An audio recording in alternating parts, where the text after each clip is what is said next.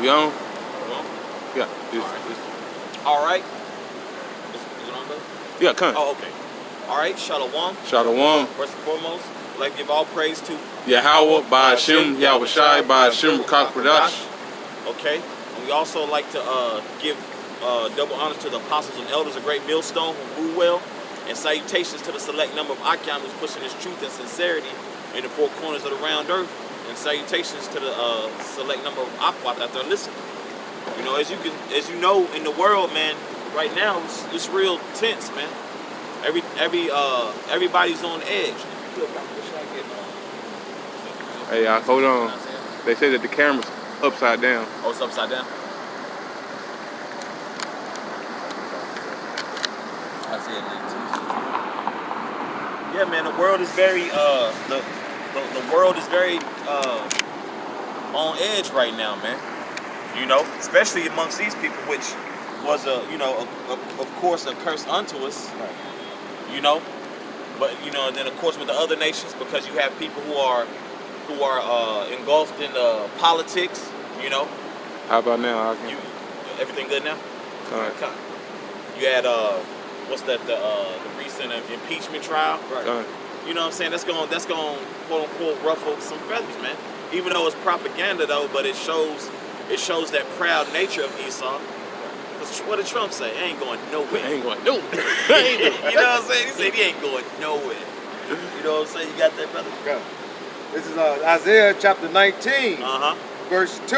It says, "And I will set the Egyptian against the Egyptian." Yeah. Who's the Egyptian against the Egyptian? That'd be today known as you fellow Americans, man. Okay?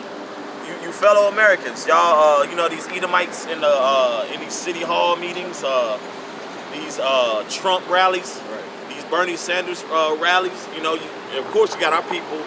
You know, with everything that's going on at the top of so-called, it's really the ass end of the year, because the new year really don't kick in till next month. You know, which is truly the first of the year. That's but, right. You know, here in America, you know, it is what it is. But you know, kicking off January, man, it's been real out here, man. You know, but everybody's been on, like I've been saying earlier, on edge, man. You gotta be careful. You gotta be circumspect how you build in this thing, Akyam. And for you, number of Akwat out there, man, people are very on edge. You know, you got a lot of confusion going on. So you just want to really keep your eyes single, man. You know, go ahead. Isaiah 19 and 2. "And I will set the Egyptian against the Egyptian, and they shall fight every one his brother against his brother, and every one against his neighbor." That's right. Is that not happening? People over the smallest things, man, and that's all it takes, man. That's all it takes. Right. You know, it's you know, the Most High is gonna make it major, man, because it's the smallest thing, bro. Like we always joke, but we're serious about, like when Jake stepped on somebody's shoe. Yeah. That's all you need to do in a grocery store. Reach over somebody. I go through it every damn time I go to the grocery store, bro. but through the spirit, I prepare myself. Like, bro, this carnal as hell. You know what I'm saying? People just rude as hell, cut in front of you, whether it be in traffic. You know, whether you're trying to get to a destination, people will purposely walk fast. I'm like, bro, you got it, bro. Just to get in front of you. Yeah. You just see everybody bugged out now. Yeah. You know, this place is a state of confusion. That's right. You know what I'm saying? Yeah. People are rude as hell. Then looking with the confused face as if though that was uncalled for, this and that. Well, how do you treat people in your daily life, man? That's right. You know, and that's another thing, man. But the Akyam in its truth, man. You know, we gotta conduct ourselves as royal priests in this society, man. We are a presentation, man. We are representation of Yahweh Shah, man. That's right. Yahweh Shah Mashiach, man. I don't mean no disrespect. We are a representation of that. Right. So you gotta conduct yourself as such. You know, you can't be out here acting a damn fool with everybody. You can't fight everybody. You can't argue with everybody, man. You know, that's why we gotta operate through the spirit, man. But these heathens and 2/3 of our people, man, they're gonna take on that energy, man. And that's why through the Spirit we got to be covered. You know, pray to Yahweh Shem Yahshua, we're covered, man, because things are going to get a lot worse, man. That's right. Yeah. Yeah. You have a lot of social media that triggers a lot of stuff, man. You got what's they say, Twitter fingers.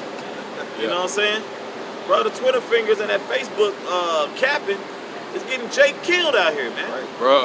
It's like real talk, bro. Gun. Hell, brothers who don't even be on social media will find out what happened. Oh, on that damn social media, wasn't they? God, you know what I'm saying? But the scriptures talk about that, man. Right. The scriptures talk about that. Go ahead, brother. Oh, yes, No, I'm just gonna say it's you see judgment go out now on social media. Yeah. Right. You know what was that last year when they got shot at I don't know girlfriend or mama on social media? Yeah. These things are happening. Yeah. You know, so you run the social media, but the thing is, you're starting to see the judgment come out through social media. That's so right. you know the Lord is working. That's right, right, brother. Right? That's right. It says back in Isaiah 19, middle of verse 2, and it says, and everyone against his neighbor, city against city, and kingdom against kingdom. Yeah, is that not what's happening? A lot of different laws being passed. You got red states and blue states. You know, because these political parties, you know, they really on the same team, man. Yeah. Right. You know, Right. you know, like Elder Ariella always goes into, man. It's propaganda, but you do pick out the bones because there is some underlining and an undertone of each message that they put out, man. You know, just to trigger you from anything to the recent death of Kobe Bryant and his daughter and them other people on that flight to the recent impeachment hearing. You know, to anything, man. To the bombing over there with that high-ranking general. Yeah. When Trump popped it off, man. It's going to trigger emotions, but through the Spirit, what? Who's triggering that? Yahweh B'Shem Yahshua. That's right. He's triggering, man. He's stirring things up. He's appointed the angels to stir things up, man.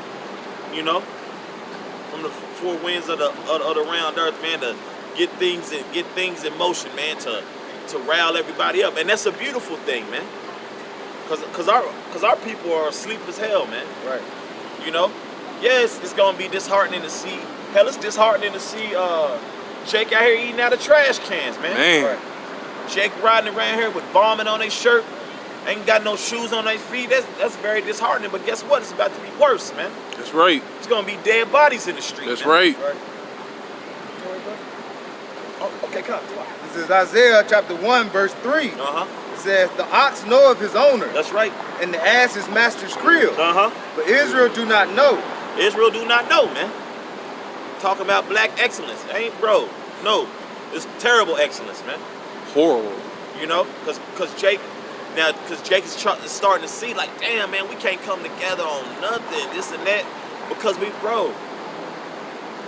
You know, if you can, Baba Bashar, after this, get Micah 2. Yeah. Because we're not set up here to succeed like that, man. Now, we're not up here just to, Salakia, we're not here just to be docile and simple as hell, neither. Neither do the scriptures say this. Hell, the scriptures condemn you for being slothful. That's right. You know what I'm saying? You ain't supposed to sleep the damn day away or bullshit all day, pardon my French. Okay? You're not supposed to drink yourself into a stupor, man. You gotta be productive, man. Right. You got to be productive, but our people's way of productive in this society is being validated by Esau, man. Right. Being, hey, if you do something good, somebody say a good job, hey, appreciate you. You know what I'm saying? But don't let that, bro, we in captivity, bro. You know what I'm saying? Who in the hell wants a pat on their head from their oppressor? Right. Unfortunately, 2/3 of our people do. You know what I'm saying? And then, but just in general, you want appreciation, but this is not our rest, man. Allude to the scriptures, man. That's right. It says, but Israel do not know, my people do not consider. We don't consider, man.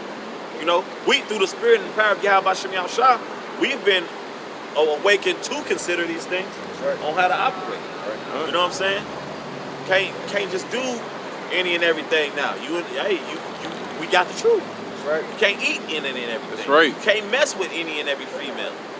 You know? hell, you gotta be, wise how you spend your money, how you spend your time, man. And that's something we're all working on. That's man. right. Meditating on it, putting it into action, But our people are so engulfed in this whack ass culture, you know?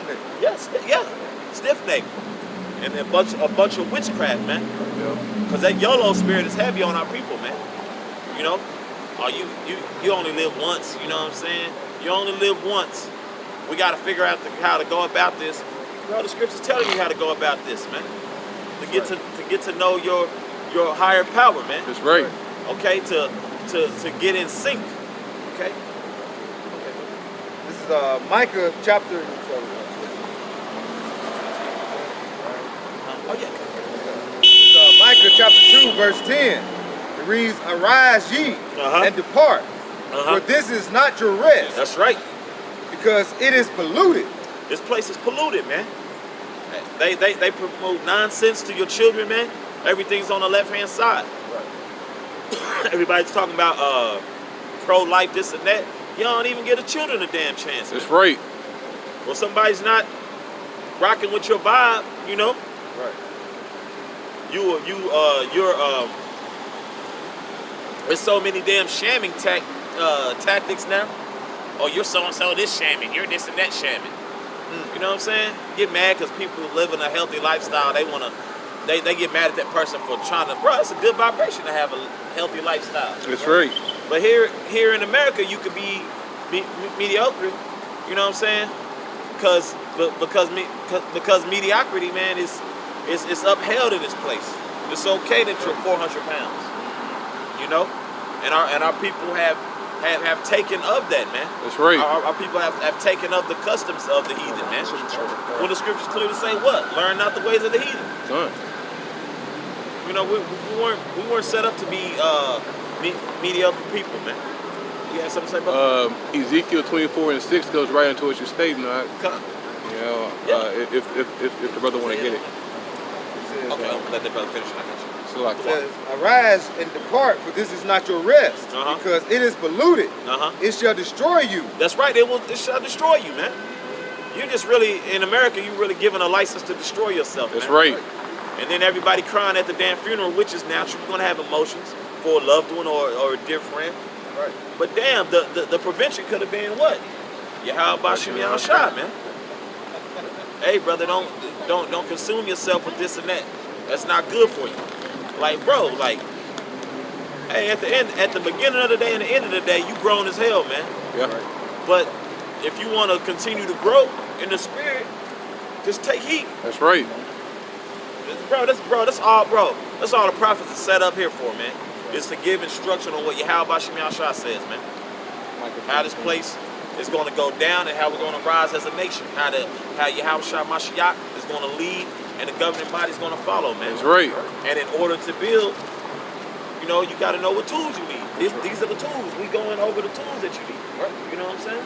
Well, that's why they, back in the day they used to say to keep it away from so-called black person or a Jake. Put it in a book. Yeah. So we put it in the book. They try to say, "Oh, we ain't gonna read." Yeah. But they have molded our minds. Esau has brought us over here, molded our minds, but we don't have no understanding. When we feel like we say come back to the Lord or you got to read the scriptures. That's right. You know what I'm saying? We look like, oh, what you doing there for? I go to church. Yeah. What are you learning in church? Yeah. Come. I went to church for years and years. Yeah. And didn't get no understanding. And then they try to make things so convenient for you. You know what I'm saying? Even like with GMOs, you got watermelon with seeds. Yeah. Oh, we got some with no seeds. You don't have to spit nothing out. Yeah. We'll jump to it. That's why that chip. When that chip comes, that's gonna be always. It's already trying to say it's convenient. You can use it to get in your car, your house. Yep. You know what I'm saying? That's right. Track your kids. This is all actually to bring and destroy you, so-called Black, Latinos, and Native Americans. That's right.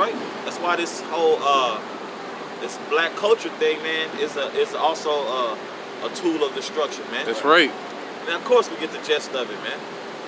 You want to see your people succeed.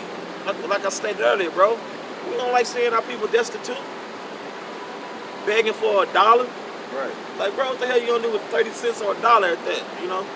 $1, may get you, a Whopper Jr. or something. You know what I'm saying? If that helps, but That's not even good, you know? Right. And that's something we like, bro, like I'm saying, we know we eat lawful food, but it's still stuff that we struggle with in society, man. Right. That's why through the Spirit we're building to get our mind state out of here spiritually, and then also what's gonna follow that physically, man. But it's all gonna be through the deliverance of Yahweh Shah Mashiach, man. You know, because this place is nothing but a tool for you to destroy yourself. That's right. Right. You know? Right. They're never just talking to you. This is Ezekiel chapter 24, verse 6. And it says, wherefore thus saith Yahweh power, woe to the bloody city, to the pot whose scum is therein, and whose scum is not gone out of it. Bring it out piece by piece. Let no lot fall upon it. Hey. To the bloody city. Man, read that again, Baba Krishan. Go on, Ezekiel 24 and 6. Wherefore thus saith the Lord power, woe to the bloody city, to the pot whose scum is therein, whose scum is not gone out of it. What's the bloody city, man? America, man. Keep reading. You know what I'm saying? Keep reading, bro. Go on. The scum, bro. This place is through, man. But our people keep Babylonian garment. Con. Right. You know what I'm saying? The Babylonian garment, our people keep holding on to it. Yeah. The Lord ready to, bro. The Lord's gonna remove this place with sword destruction, That's man. right. Right. It said scum. Right. Hey, bro, ain't nothing here. Bro, only thing here good is brothers waking up That's right. and preaching and, bro, in this book. That's right. That's the only thing that's good. Right. Everything else, GMO field, on the left-hand side of confusion, bro. The scriptures say so. The 2/3 is going to want to try to heal Babylon as well. Yeah, Done. because 2/3 is part of that scum. That's right. Okay? 2/3, these heathen, Yeah. you know. Society is through, man. That's right. I'm getting tired of questioning food, you know, or reading packages, bro. That's another pain in the ass. You know what I'm saying? God. Like, Right. damn, bro, like, Oh because when man. you do look at the ingredients, like, damn, bro. Shit. Like, bro, y'all got BS that y'all put in water that brothers consume. What is gum? Yeah.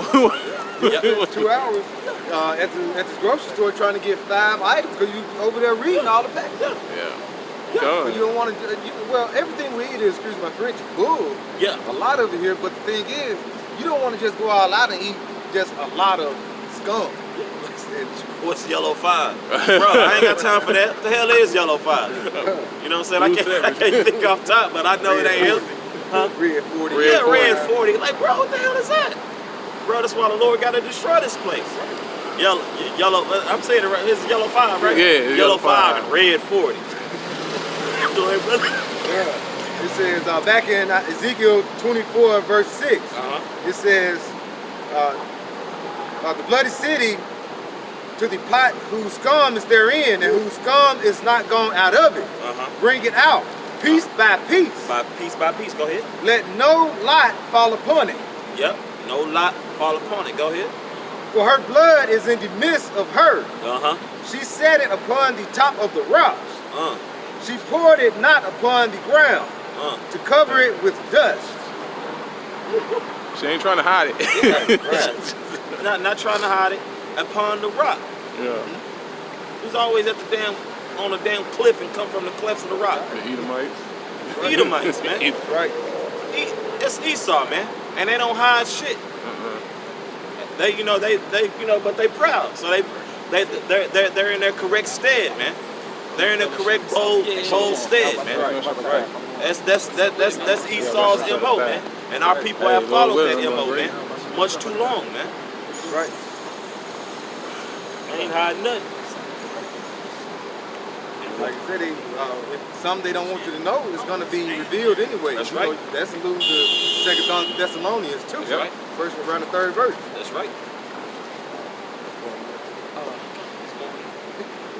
This is Ezekiel 24 and 8. It said that it might cause fury to come up to take vengeance. I have set her blood upon the top of the rock, that it should not be covered. Thus said Yahweh, power, woe to the bloody city. I will even make the pile for fire great. That's right. That wall is what? Destruction. Okay? And that fire is coming. Thermonuclear warfare, man. Because it's, you know, whether you try to hold on to this place physically or this place gone, bro. I don't give a damn how much, you know, you feel, well, you know, if we do this and do that, God bless America. Bro, the Lord ain't never blessed America. That's right. Closest blessing it's got is the prophets, bro. Israelites. That's right.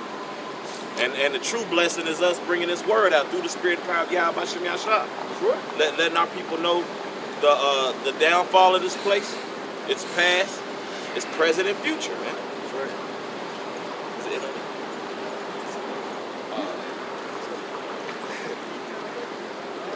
If you could go back, or if it's no more.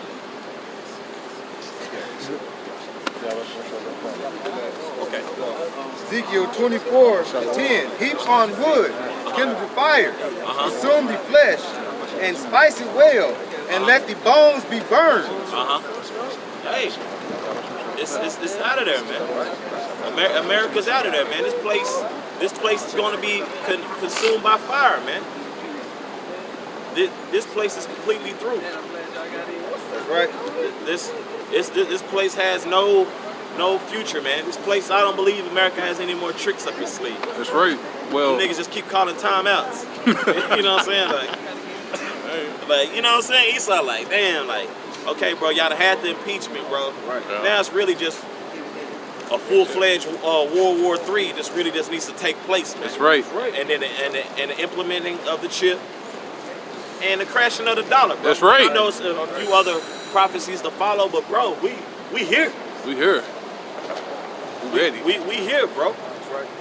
You know, and 2/3 of our people, man,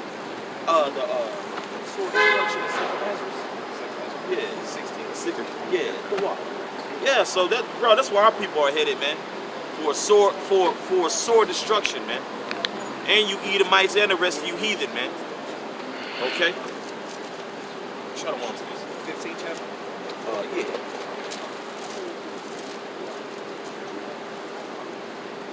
This is Second Ezra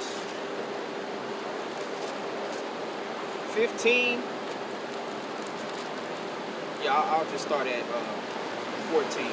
Second Ezra 15 and 14, it says, "Woe to the world and them that dwell therein." Yep. Woe to the world and that dwell therein. What's that? Destruction, man. Right. I told y'all, man, the scriptures ain't roses and lollipops. That's man. right. Now it's gonna be roses and lollipops for the 1/3 when brothers get brought through the fire.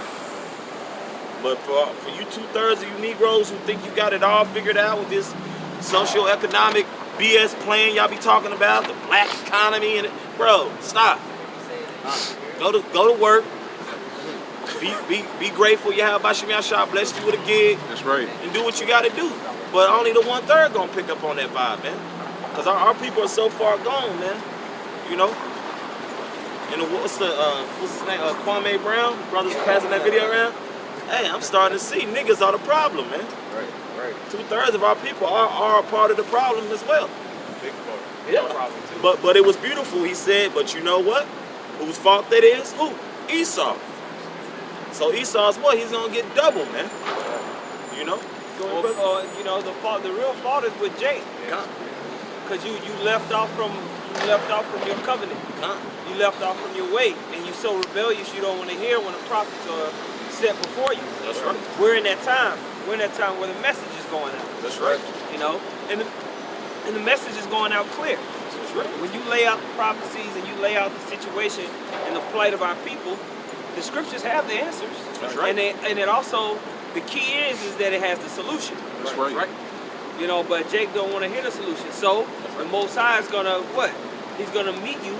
He's gonna speak to you with death and pain. That's right. That's what's happening in this transition. The thing is that the world is going to be caught off guard. That's right. There's only a few people paying attention. Right. And there's a particular way to pay attention. That's right. You know?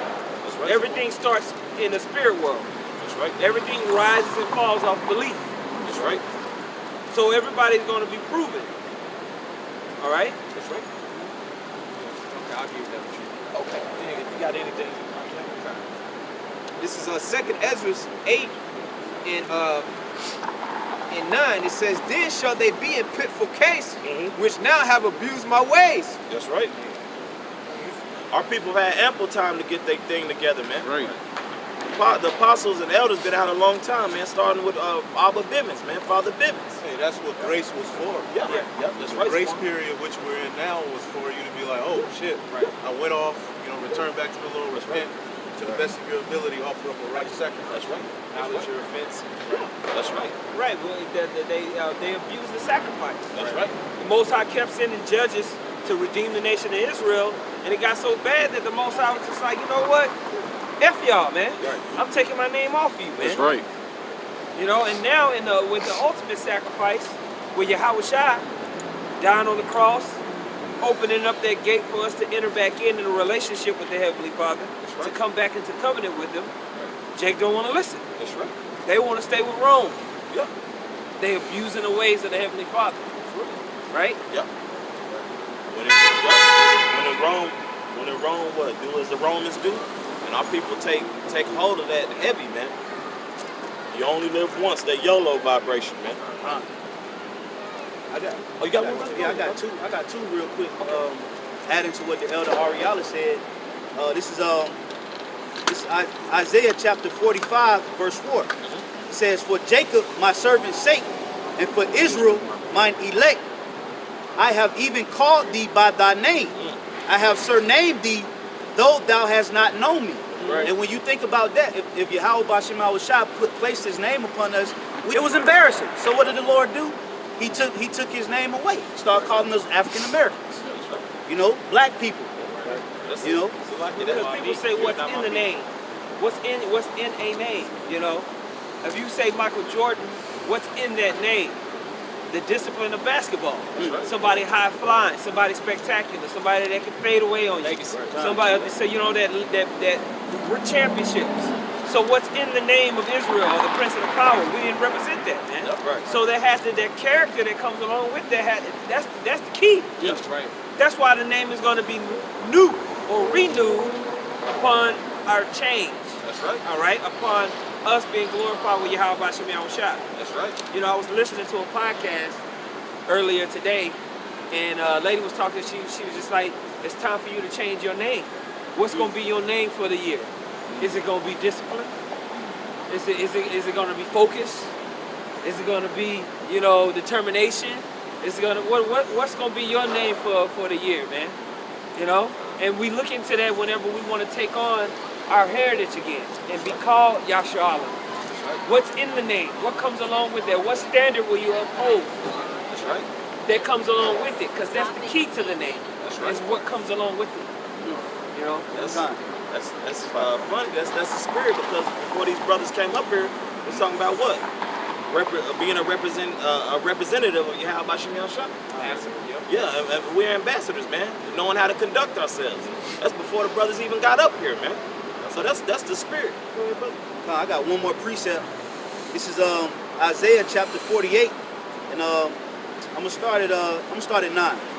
It says, "For my name's sake will I defer mine anger, and for my praise will I refrain for thee, that I cut thee not off." So because the Lord placed His name on us and we embarrassed Him, through that mercy, the Lord is going to restore us and refresh that name, so He won't be embarrassed in the sight of the other nations. That's right. So that's the mercy. That's why we should be thankful that we have, this opportunity to do the work and fellowship with the elders and the Akim and come out and give a diligent inquisition of our Father. That's right. Because there was a point in time where we fell away. That's right. So I just wanted to make that's an important point. If I may add a point also to what brothers are going into about how Israel has a certain particular name and how you carry yourself, just like if you have a prestigious family in the world, you have certain families where, like, if you have that bad seed or whatever, they're like a disgrace to the family. Yep. To where their family don't even want to deal with them. Like, you're a disgrace, man. You're not even amongst our family. Black You're a disgrace. Yeah. They disown. Yep. I got something real quick. This is Ecclesiastes 7:1. A good name is better than precious ointment, and the day of death than the day of one's birth. Why do you think a father would cast out a daughter that's being a hoe? That's right. Because what does she represent? The family name, right? So a good name is important, man, because it's a representation of what? Who you are, your integrity, what you're about. You know? It just come to mind when Lawrence Fishburne's daughter was out there. Bro, he rarely spoke on his daughter, bro. We need to talk about my upcoming movie. At least you can make a good flick. Like, I just want to say, now it says the day of death better than one's birth, because the legacy you leave. Yeah. Because what that name holds everything that's attached to it. Which is why when you go into the Apocrypha, it talks about how the Most High is going to give his people a new race to bring about in the earth, you know? And that name that's attached to that new race, that new nation, is Israel. Again, like the brother said, refreshing. So the legacy you leave and that the elect is going to leave is going to be something of righteousness, something of beauty, and it's all to glorify the name of Yahweh B'Shem Yahushua. So therefore our name is going to be blessed. That's right. I got a couple of precepts here to go on with what the brother just read real quick. Sirach, or Ecclesiasticus 41, and I'm going to start at 12, verse 12. Have regard to thy name, for that shall continue with thee above 1,000 great treasures of gold. A good life hath but few days, but a good name endureth forever. You're going to be remembered, man. Or you're not. Yeah. You know, one of the things they say when we go into these classes is, you can tell me your great grandfather's name.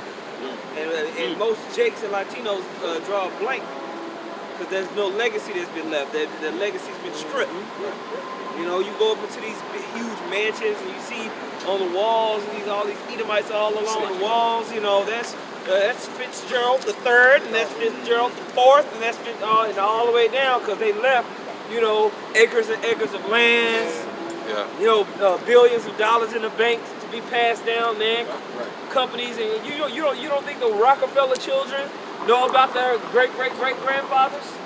You don't think the Carnegie children know about their great granddad? But you don't know who the hell your great granddaddy Bubba was. You know? So it's time for that to be reestablished on earth, man, and that's what we're here to do. All right, we're out here to call on Yahweh B'Shem Yahushua to reinvigorate our name. That's right. Who we are, our legacy. Right? Hey, real quick, and that's why it's important. Like, what Esau's trying to do, he's trying to put his name on Israel with that chip. And that's why I say the name of the number of his name.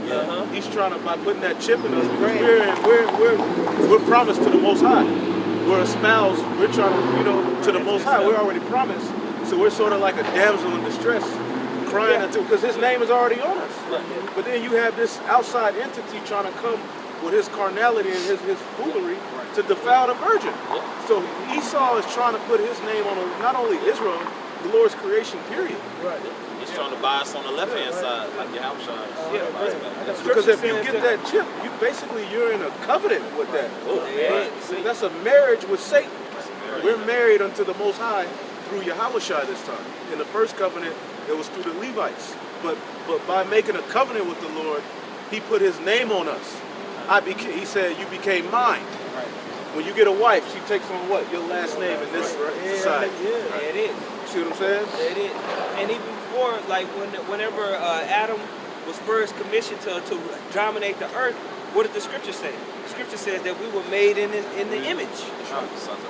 We were the sons of the living power. That's right, man. And who did he give that image, that knowledge to? That was breathed to him. Eve. That's right.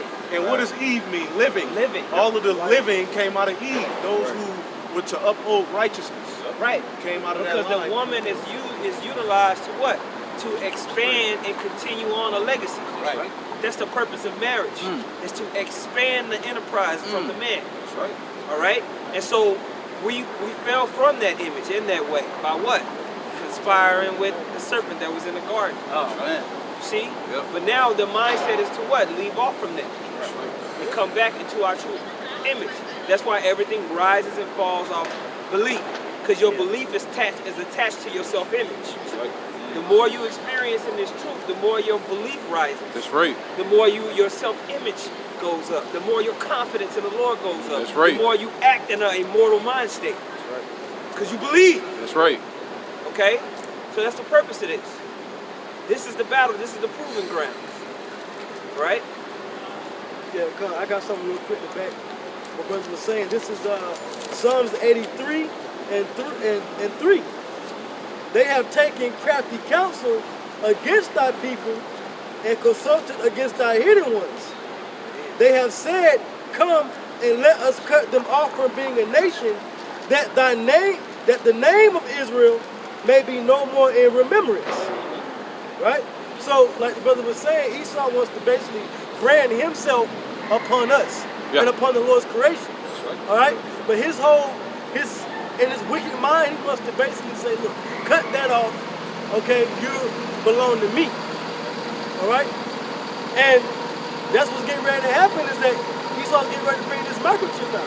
So he can try to brand the Israelites and brand these other nations and say that he gets all the credit for what the Heavenly Father has put here. Yes, but offset the promise.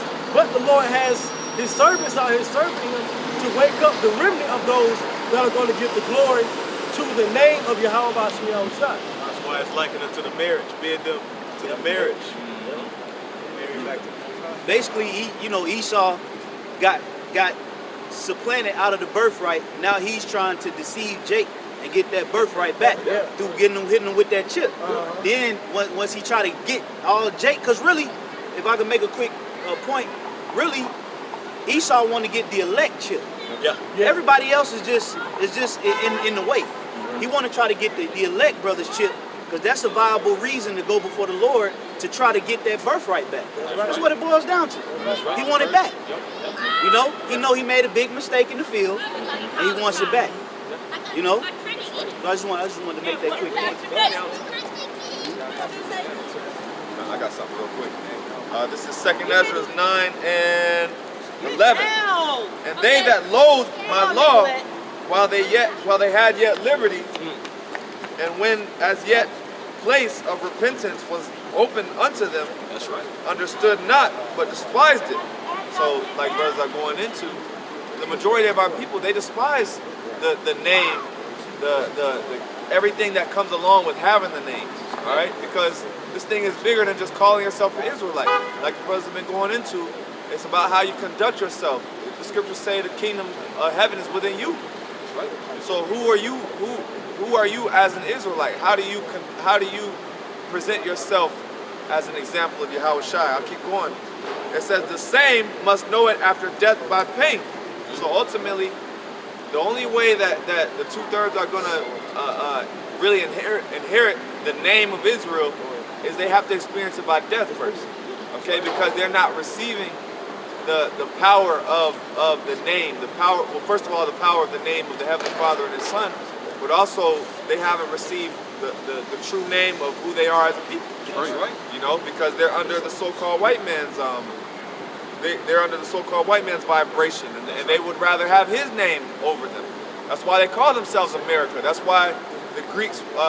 That's why people were Hellenized in Greece. That's right. Same thing. Y'all brothers got it.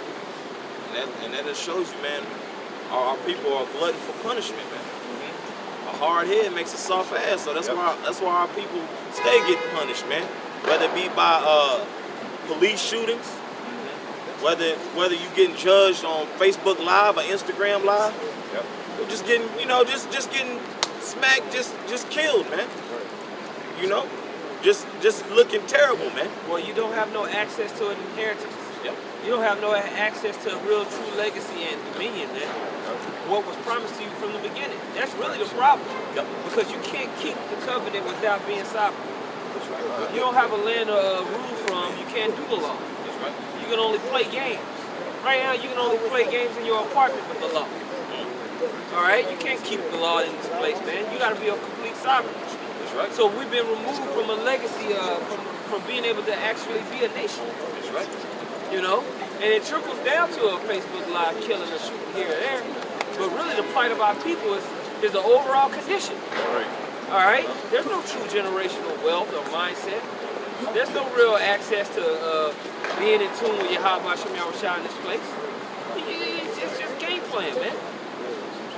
We need absolute collapse in order for us to really do what the scriptures say. This place has to be wiped off the face of the earth. That's right. And a whole new way of being has to be invigorated. That's right. You know? Right. That's why the Most High is determined to take down Esau. That's right. What you got, Jeremiah? This is Jeremiah chapter 17, verse 4. And thou, even thyself, shall discontinue from thine heritage that I gave thee. And the heritage, you know, would be an inheritance too, you know. So the elders going into, man, the Lord has removed that from the minds of 2/3 of our people. And only through the spirit of Yahweh we've been able to find that, you know, because what he called us, and you know, now he's supping with us and giving it back to us. But for the majority of our people, they're not going to get it. Right. We're fiending for it, man. That's the crying continually. The crying continually is to get back in their heavenly estate. You know? Right. That's it. That's the cry continually, is to get back into a situation where we actually can conduct ourselves as the sons of God on the planet Earth. That's what this is meant for. That's what Eden is, the planet. Okay? Kingdom mindset needs to be established. All right? The earth needs new management. Right. That's it. All through the spirit power of Yahweh Shem Yahushua. And who better to run it than those who helped create it? Come on, Chad. Right. That's it. You know, under Yahushua. But Jake has left off from their course. They cool with the bacon scraps from the worst human being in the history of the planet Earth. You know? The cockroach. What you got, Jake? Ezekiel 36 and 5. Therefore, thus saith the Lord power, surely in the fire of my jealousy have I spoken against the residue of the heathen, and against all of Idumea. The Most High has spoken against the residue of the heathen and all of Idumea. Idumea is you so-called white people. You are the Edomites. That's right. Okay, you've been biblically identified. You want to identify and think you can do all the archaeological studies? Well, we've done a study on you. You're the Edomites. That's right. All right? Yeah, you're the red man. Okay? Go ahead, champ. And against all Idumea, which have appointed my land into their possession with the joy of all their heart. Right. And so they've tried to take it. They've tried to take back lands that wasn't promised to them, man. Inheritance. You see, that lands is tied to inheritance. It's tied to heritage. All right. So when it's talking about them trying to take those lands, they really trying to come into their blessing. The complete fatness of the earth. Now they want to complete that goal with a microchip. Right. You know, where they can be your God. All right. But the Most High says, hey, he got a plan for you. Right. Keep reading. With the spiteful minds, to cast it out for a prey. Verse 6, prophesy therefore concerning the land of Israel, and say unto the mountains and to the hills, to the rivers and to the valleys, thus saith the Lord power, behold, I have spoken in my jealousy and in my fury, because ye have borne the shame of the heathen. Jump to, could you read verse 2 real quick in the chapter? Done. Ezekiel 36 and 2. Thus saith the Lord power, behold, the enemy have said against you, aha, even the ancient high places are ours in possession. Aha. Is that not them, bro? That's that nigga. That's what Netanyahu's doing right now with Trump. That's what they doing over there in Davos when they just had the World Economic Forum up there in Switzerland. Aha! They really think that they're plotting to take over the whole world, man. You know? It was like, well, Haman, he was like, aha. He was like, when he was aha. finally exalted in the position to be over Jake, he was like, oh, these the Jews. He was like, got their ass. Yeah. Let me formulate a plan to get their asses up out of here. And use Mordecai. That's right. He tried to use Mordecai. Hey, yeah, but you know what? We the spiritual Mordecais, man. Right. Plead to the Heavenly Father to correct this to correct this mistake. Okay? That's why we say, man, it's time for Jake to wake up out of sleep. For your salvation is nearer than when you believe. Right. when you look at them currently right now, you got the Democratic debates going on, I think right now, which is just a joke. Absolute joke. No one cares. 83 Edomites is watching that. Okay? And niggas are watching and they don't know what's going on. And then they'll tell you if you ain't voting, you ain't got no, you don't have nothing to say. Right. You can't complain, but you don't know what that. We need Bernie. Right. We need Bernie. What's the Patriot Act? I'm telling you, nothing for you. Know, nigga don't be knowing nothing about it.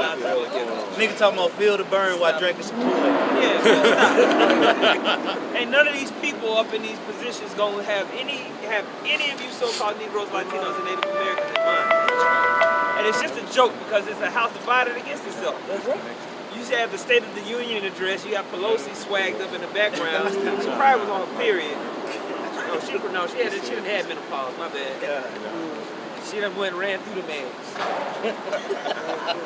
Okay. Rothschilds ate them eggs. All right. She turned up Trump's speech. Esau's house is divided, man. They lost the war in Syria. They lost the war in Afghanistan. Iraq is just a powder keg. Yeah, a lot of failed coups. You know, they got up Maduro. They the whole. What's the dude that they trying to get? They got Guaido standing up there looking like Obama light. Where'd he come from? They just threw him to be fired to people. They don't know what to do, man. But at the end of the day, the whole thing is basically getting ready to culminate in draconian law coming forth. Yeah, that's all. They getting ready to just bring forth some drastic measures and some unreasonable shit. Because that's why they putting all of this confusion out there. All of this bread and circuses. Everywhere you look, there's some sort of friction. Yeah. Whether it's Oprah getting cursed out, every sector of society is filled with friction because the elites are getting ready to do some crazy shit and pass some drastic measures on the earth. I'll say, and in the midst of everything that you just ran down, during the Super Bowl, all the commercials was geared towards unity. Yeah. They was putting all these globalism. They was putting all these random different genres of people all together in different ads and stuff. It was I'm talking about every single commercial was like that. Well, that's what they running. They running with the whole nationalistic mindset, and that's what's ruining America and the world is this sovereign nationalistic mindset. So they can come in the backdrop of globalism. Yeah. And it's just gonna cause chaos, and that's why it's so important for us to be doing what we're doing right here while they try to set that up. Absolutely. Right. Gathering the elect. That's the scripture. Gather together, O nation not desired. Ain't nobody looking, man. It's guerrilla warfare. Yeah. Through the spirit, man. That's right. You know, Most High is assembling his armies, man, through the spirit. Spiritual army. That's right. Go ahead and run them. And this is Isaiah 19:3. And the spirit of Egypt shall fail in the midst thereof, and I will destroy the counsel thereof, and they shall seek to the idols, and to the charmers, and to them that have familiar spirits, and to the wizards. Yeah, all the monthly prognosticators, and they gonna try to seek that magic, man. But it's gonna fail. Most High said he's gonna have Esau be laid in a snare that he made for himself. So we're not worried. We understand the prophecy. That's right. Hey, Apostle Ramla brought out that Trump, he mentioned something that he mentioned linked to the god of Artemis. Now, these different nations, before they went to war, they called on these different gods. The same thing is happening in this time, man. The same thing is happening in this time where they're trying to seek to what gave them their power, which is vanity, idol worship.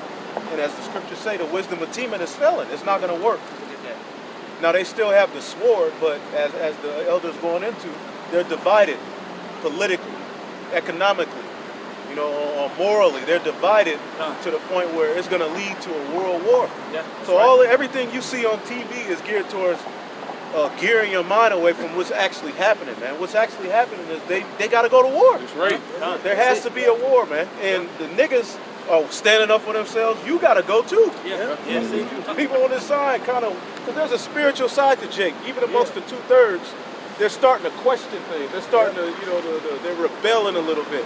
So Esau's kind of losing control of his little shit. So he's like, man, you know, You gotta put that last grip on that globe that he, you know, because he's trying to gain that power. Right. So he's trying to, you know, which goes into the scriptures. Right. Basically, he's going to make a desperation move, you know, at the last minute. But that's going to be the dumb move.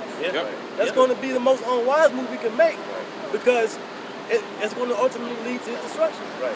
And he's going to do it himself. This is a more refined system of Edomite supremacy in which you're not really, you're better, all right, in there, you know, with them holding you like this. You know, so what happened is amongst this period, Jake woke up. So now they like, fuck. We gotta hurry up. You know, we gotta hurry up.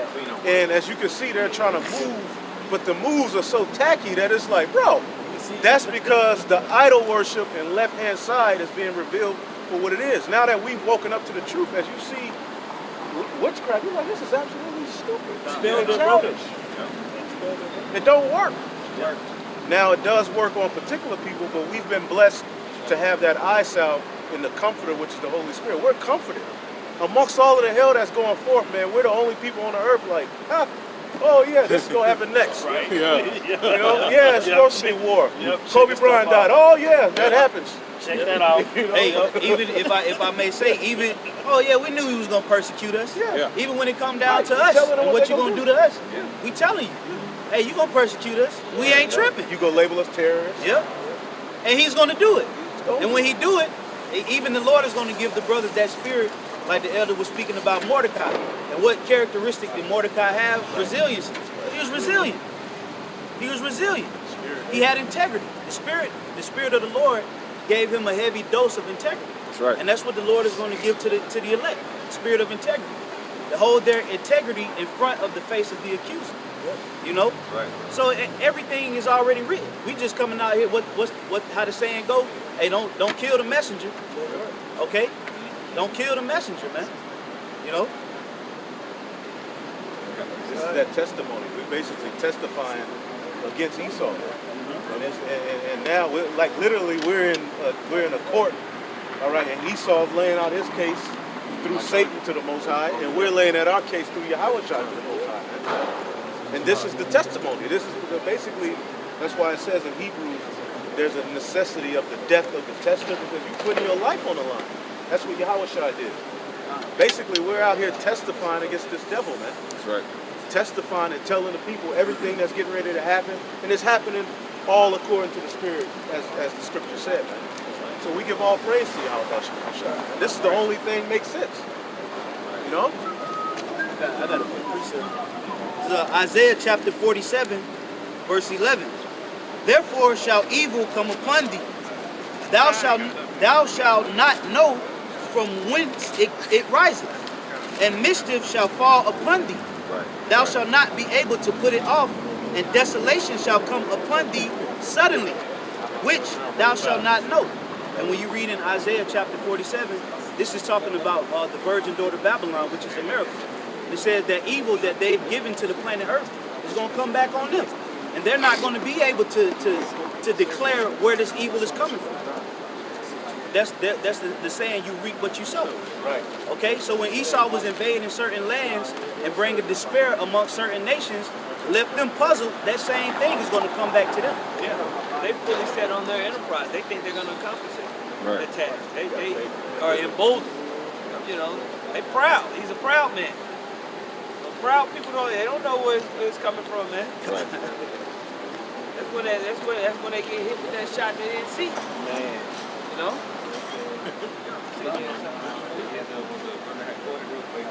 Isaiah 47:1 says, "Come down and sit in the dust, O virgin daughter of Babylon. Sit on the ground, there is no throne." Yeah, that's that confusion, that dust. Right? Go ahead. It says, "There is no throne, O shall no more be." Yeah, you have some people think, oh, this is the land of opportunity, but the backdrop of America is all the dusty and dirtiness that's going on here. All right? You can make some money in America, but to what end? In a decrepit, polluted, adulterous, sodomite society? We'll pass. Anyway. Is that all you want on that? I got, I get verse 2 verses. It says, take the millstones and grind meal, uncover thy locks, make bare the leg, uncover the thigh, pass over the rivers. Thy nakedness shall be uncovered, yea, thy shame shall be seen. I will take vengeance, and I will not meet thee as a man. Yeah, that's why we're seeing all these EU nations stand up against the globalist agenda that's coming out of America. They're fighting back from the agenda of the World Bank, the International Monetary Fund, and all these other international conglomerates that's telling the world to come under one umbrella. That's why you have Brexit. That's why you have, even within America, you got the figurehead of Trump trying to make America great again. You know, that's why you have these nations like Iran bucking up, so on and so forth. Because the Most High is preparing battle, man.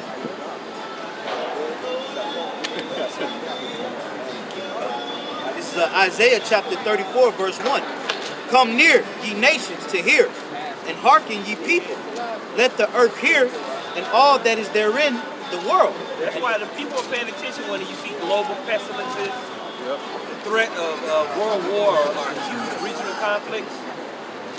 You know? It's time, and these people are starting to rise up. Right. Go ahead. And all things that come forth of it. For the indignation of the Lord is upon all nations, and his fury upon all their armies. Putting it in the minds of the kings of the earth to fight, man. These missiles wasn't created for nothing. They're gonna be used. He didn't put it in the mind of Esau to pass out all these missiles for no reason. You get a missile. You get a missile. You get a missile. Everybody gets a missile. Man. It's for a reason. Go ahead. All right. It says, he have utterly destroyed them. He have delivered them to the slaughter. Their slain also shall be cast out, and their stink shall come up out of their carcasses, and the mountain shall be melted with their blood. That's a result of war, man. See, that's what Esau don't know. He's basically being set up for the okie doke. But it would be through pride that he wouldn't see it. He's more he's more stout than his fellows. Yep. It's going to be through Babylon's pride that everything is going to go to shit. Because a lot of these nations are really like, bro, let's just be white and win. You know what I'm saying? Like, why we got to, you know, but Babylon won't stop, man. They ain't going to stop. And that's going to lead to fucking the whole, you know, that bold fellow that fucks it up. You go to the club, Jake trying to fight everybody and always get you in trouble.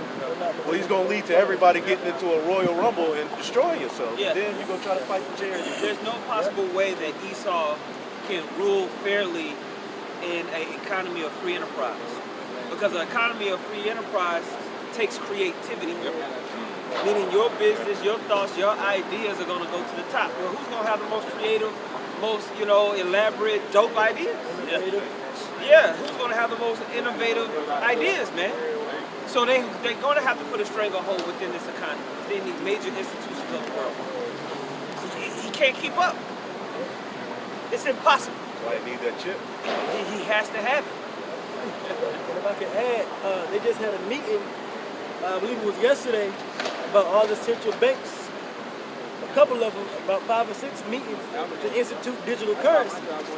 Because right now with the digital currency, you have all these nations and these people within the nations and certain businesses. It's like a private thing. You know, you got your Bitcoin and things like that. But the central banks want to take control of it, right? So basically it'll go from, you know what, I got Cash App or I got this specific, Bitcoin and things like that on this app, I'll send it to you. No, they want that money. Yeah, decent. You know, because it's a decentralized system. You know, where basically you don't know who the person is. You know, they can send it, you know, wherever they want to in the world. Well, underneath the centralized system, you will have to log on within that centralized system. There's something that they call KYP or something like that, where you have to identify yourself, even to get on the exchanges now. To get cryptocurrency, you got to identify yourself. So they can track. They might not be able to track what you do with the Bitcoin, but they know how much you bought. You know what I'm saying? So even to get access to what Esau's doing right now, they controlling how you get access to the cryptocurrency on the front end. What's your name? Where you from? Take your picture. Take 8 pictures.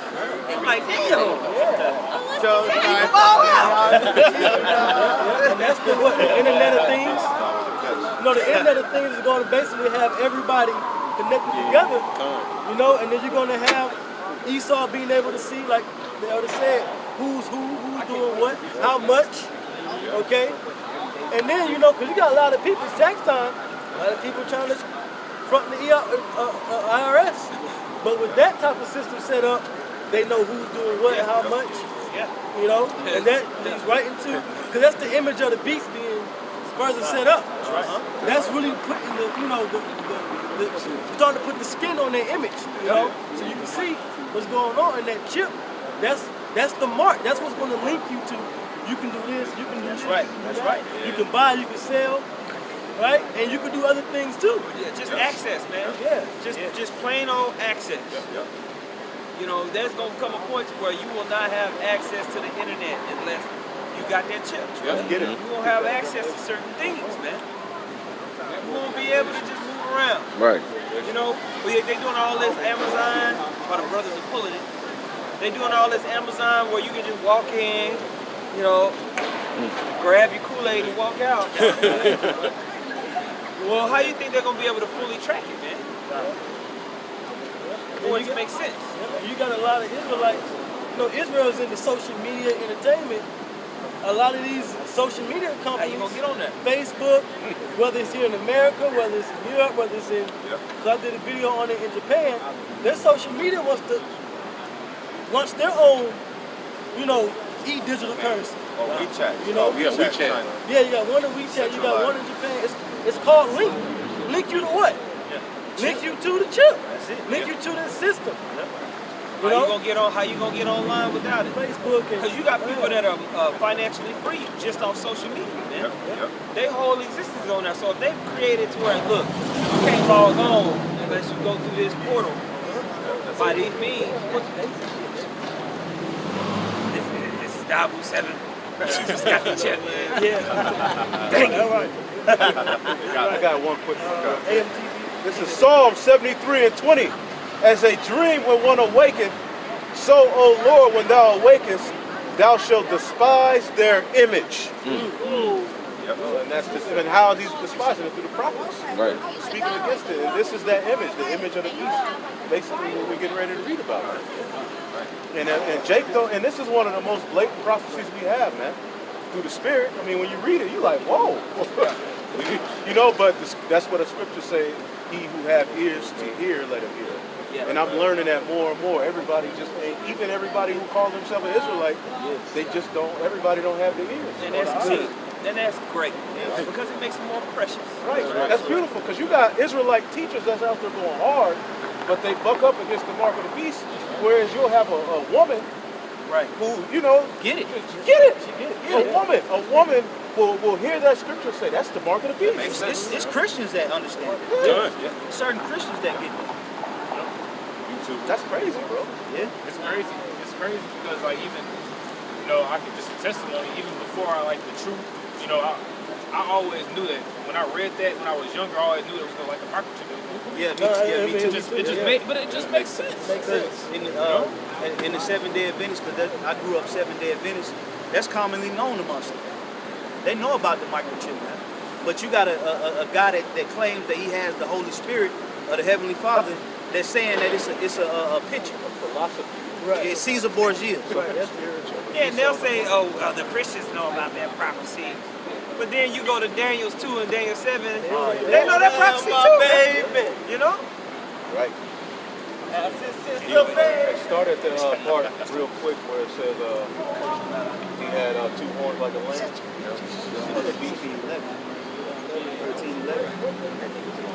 Yeah, that's it. Revelation 13 and 11. And I beheld another beast coming now, when up. you read, this is speaking of basically the end of this whole system. The fulfillment, him getting the fatness of the earth will be fulfilled through this beast system. Babylon the Great. Rome was a power, but did it have grip over the whole earth through its policy? No. that happened through this beast system, the revival of the Roman Empire, which is that other little horn spoken of in Daniel. This is Babylon the Great, and basically the whole beast system that comes with it, that gives it what? A power and a grip over the whole earth, man. Right. Go ahead. It says, coming up out of the earth, and he had 2 horns like a lamb, and he spake as a dragon. I mean, they're divided. They basically they have 2 horns like a lamb. A lamb is representative of something that's actually there to help you. So they give people a false sense of freedom, you know, through basically these politicians. You know, this side is going to help you. We offer this, we offer that. Yeah, that's what they're talking about right now. Yeah, there you go. You know, we need this policy. Right, we need it. right. We gotta unify. Right. Trump is dividing our nation. You know, that's what they're talking about right now, man. Yep. Talking about how we need to come together, policies for more for we need to get more blacks and Latinos in these certain industries. And underneath my administration, we're gonna bring more jobs. Right. Fuck a job. Right. Right. Remember at that one where Hillary had Jay-Z rapping and shit. Yeah. And now they got niggas doing concerts, you know. Niggas really thought they was gonna win with Hillary. Yeah. If Hillary was in office more, you would be dead. Oh, man. You want no job, man. She's a bad move. You want to own, man. You want land. You want rulership. That's what Jake don't understand. You want to be a nurse. Right, true reparations is being repaired. And what did the Lord say? I'm coming with healing in my wings, man. Right. We need healing, and this is it. It starts with this word, man. It says, verse 12, Revelation 13 and 12. And he exercises all the power of the first beast before him. Read the part where it says he's making us a dragon. No, you could. That it say he had 2 horns like a lamb, but he spake as a dragon. Meaning draconian law is going to come forth from him lying to your ass. Here it is, he's tricking you into being like, wow, okay, if I choose this side, I'm safer. If I choose this side, I get more freedom. If I choose that side, I get more freedom. But what's going to be the end result? Draconian law. You underneath this rule. You underneath this rule. You're being entrapped. Right. You're really being entrapped within the system. That's why I use that talking about a job. When you are going to get a job, you basically submitting yourself to the system in a way. Oh yeah. If you think in big picture, because you're going to have simple-minded, see, man, you that said don't get no job. Shut your dumb ass up. That's not what I'm talking about, man. I'm talking about giving up your time for money continually, building up somebody else's asset, building up somebody else's way, submitting to somebody else's rulership over you. The word employee means slave. Right. That's what economics is basically the use of time and resources. You know? So you basically they got your time. Yeah, man. Why would you want a maid in your house? So you can have time. You don't want to do that stuff. Yes. Right. Why would you have a cook in your house? So you can have time to rule. That's why you have those things. That's why daughter's more important in the house of a father. So the when father she can left, you had to focus. compensate him. So the father can focus on what mattered, man. Read Proverbs 31. Time. Show you what a wife really doing. She was just sitting around just washing clothes. She was handling and maintaining the business operations of the house, of the estate. Let me say, the house of the estate. She was the general manager. She was the COO. Yeah. Look that up. You the CEO. She was the COO. Taking the charge. All right, go ahead. God. This is Revelation. I wanted to read that one part because going forth is going to bring you the draconian law that nigga gonna bring forth. It's the chip. I just, you know, It's the rule. It's the rule. You know. If I may add real quick, I sent an article out. This is from Yahoo News. I'm just gonna read the title. It says draconian travel curbs needed to halt spread of virus. Yeah. This is on Yahoo News. You see, so that draconian law, what the elders is going into, they already have that mindset down of putting harsh, strict, severe regulations upon how you move in society and how you gonna move money, how you want to travel. this whole little coronavirus thing, man, this is just a test run of something a lot bigger that they already have coming down the pipe. Right. Absolutely. Yeah. Bill Gates been talking about it. And draconian goes back to what? The Greeks. That goes back to Greece. Draco, draconian law. Man, and that's what heavy, this whole beast system started with. That's heavy because look how quickly they were able to stop millions of people from moving and traveling. Now, China supposed to be some broke. Hey, they ain't got no money. Everybody eating rice bowls and shit. But they got the technology and capabilities to stop millions of people that quick. So how much more over here, man? You know, they'll shut it down quick. Real quick. You're gonna be stuck at the cliff, man. Or whatever hood you from. You're gonna run out of battery juice on your phone, can't call your boo. Yeah. It's gonna be over. Yeah. It's gonna be through, man. No more memes. Yeah, ooh. Right. Can't wait. This is Revelation 13 and 12. And he exerciseth all the power of the first beast before him, and causeth the earth. That's that Greco-Roman structure. The first beast. Go ahead. And causeth the earth and them that dwell therein to worship the first beast. That's what the brother just brought out there, talking about that draconian way that goes all the way back to Greece, man. They going back to worship or bow down or prostrate themselves before their first beast. In all the way, in all its functions. Go ahead. Whose deadly wound was healed. And he doeth great wonders, so that he maketh fire come down from heaven on earth in the sight of men. Yeah, we talk about NATO and how they first went into what was it? So the Czechoslovakian war, Yugoslavia. Yeah.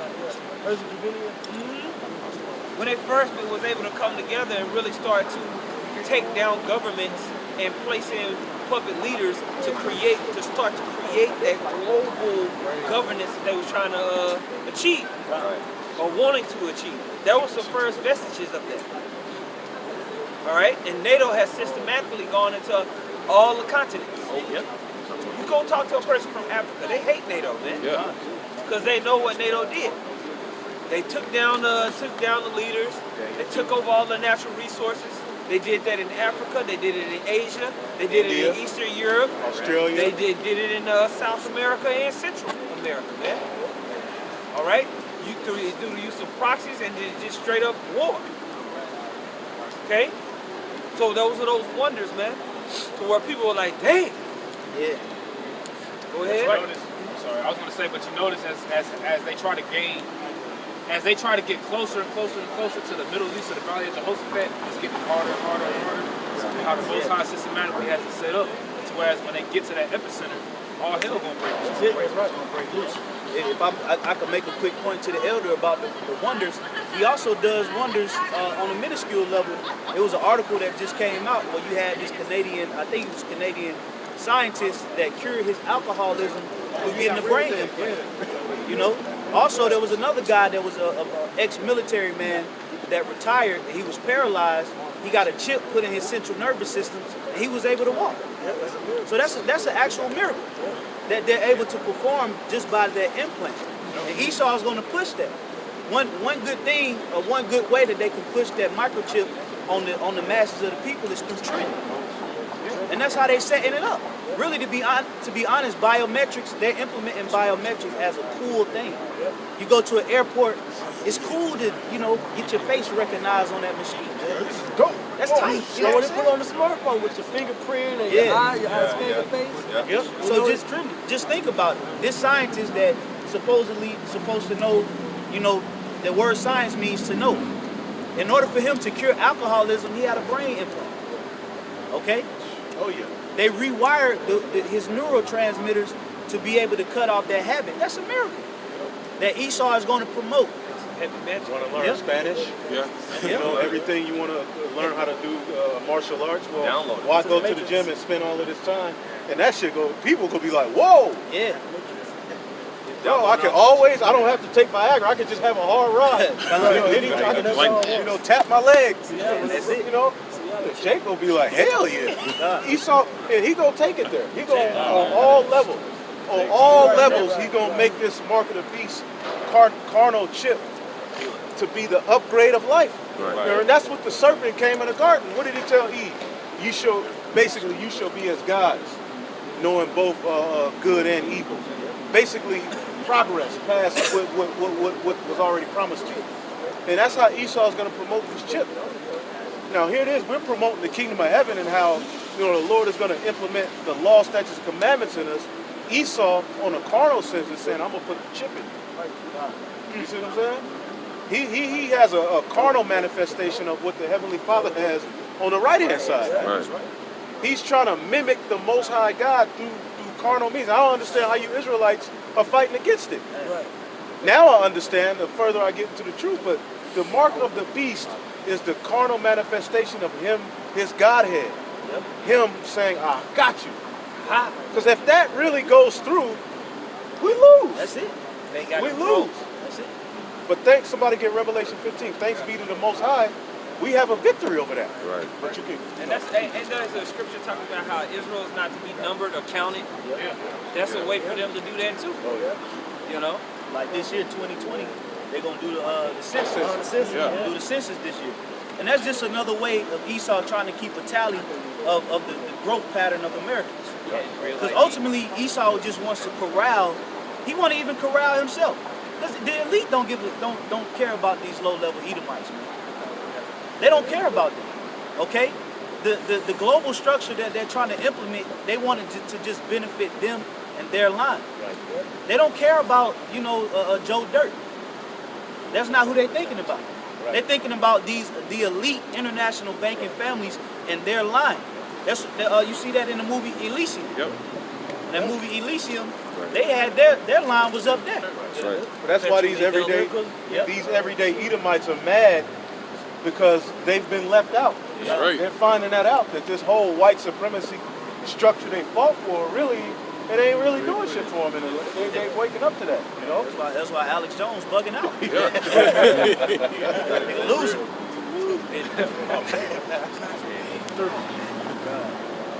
I'll finish in Revelation 13. It's Revelation 13 and 14. It says, and deceiveth them that dwell on the earth by the means of those miracles which he had power to do in the sight of the beast, saying to them that dwell on the earth that they should make an image to the beast, which had the wound by a sword and did live. And he did, and he had power to give life unto the image of the beast. He had power to give life unto the image of the beast. All right, now what does it say? Go ahead. That the image of the beast should both speak and cause that as many as would not worship the image of the beast should be killed. Right. So basically, through their law, through their institution, through their wine, they're gonna formulate something that the image speaks, man. All right. Go ahead. Verse 16. And he causeth all, both small and great, rich and poor, free and bond, to receive a mark in their right hand. That's how they're going to cause that image to speak, or basically to declare what they want. Right now you have this whole Western society, this American/European Western society. They formulated the image of the beast, man. What's considered culture, what's considered the way, all the way from the time of the Renaissance. That's been cultivated as the best. Right. All right? Well, it just said he had power to give life to the image that fell and did live. Uh-huh. Well, it lived through what? The Renaissance period. Right. Rebirth of what? Esau. Art, literature, thought pattern, philosophy, scholars, ideas, games of the Edomite, man. Right. You know? It says, I read it again. Yeah, the brother just did a video, the Super Bowl. Yeah. Pretty much goes back to ancient Rome, the Olympics. Right. You know, the politically how they get down, Roman numerals. We're witnessing the image of the beast live. We're witnessing. Hey, if I could add to that, because back in Atlanta, they had the Olympics come through there in 1996. All throughout the city, you see Greek, emblems. You got the torch, you got the Olympic rings, you got different statues of naked people just randomly placed around the city. That's why that's a real lewd city. They got a real lewd energy out there because that spirit was pumped on there when the Olympics came, man. Yep. Yep. You see Jake. If you see Jake out there, the women are scantily clad. They're known for stripping, being promiscuous. The men are faggots. Okay. It's known as Black Hollywood, and you know what go down in Hollywood. That's the biggest porn industry in the world.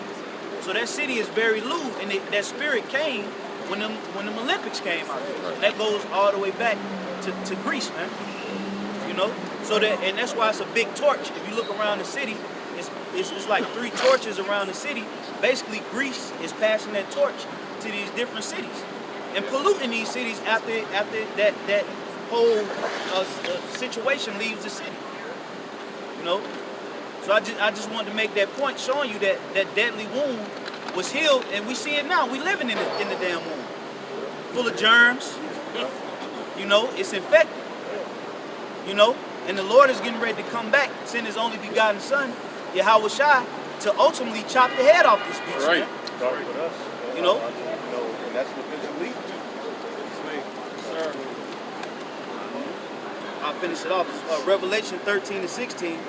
And He causeth all, both small and great, rich and poor, free and bond, to receive a mark in their right hand or in their foreheads, and that no man might buy or sell, save he that had the mark. Actually buy or sell. That means get stuff. Like we say, man, everything's straightforward until you can get to that. Now it's mystical.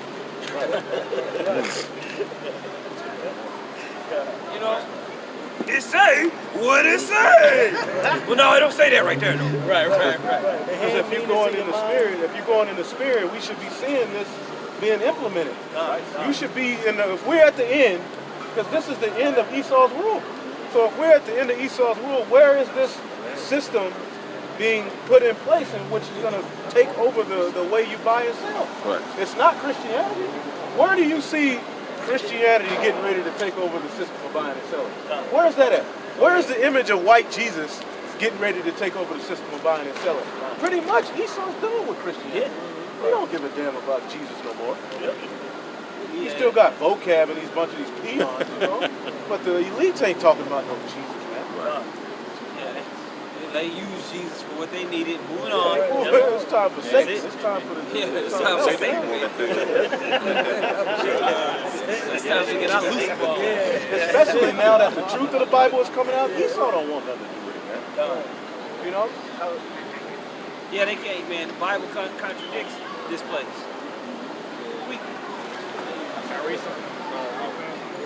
No. I'm gonna read the title and like 3 little bullet points here. This came out today from the dailymail.co. It says, the terrifying Neuralink machine that Elon Musk will use to turn humans into cyborgs by putting a chip in their brain gets an awesome upgrade, the tech billionaire claims. Y'all seen the whole Tesla stock skyrocketed over the last 2 weeks. It's out of nowhere. That shit fell into a lot of Then it came down. They pumped money into it for some reason. There's a money grab. There's something going on. Drive your ass off. Go ahead. 3 bullet points here. The first bullet point says, Neuralink is working on a quote-unquote, it's in quotations, awesome device to be unveiled this year, Musk says. His company revealed an implant that connects brains to computers last year, and it will start trials on human brains sometime this year in a bid to compete with AI.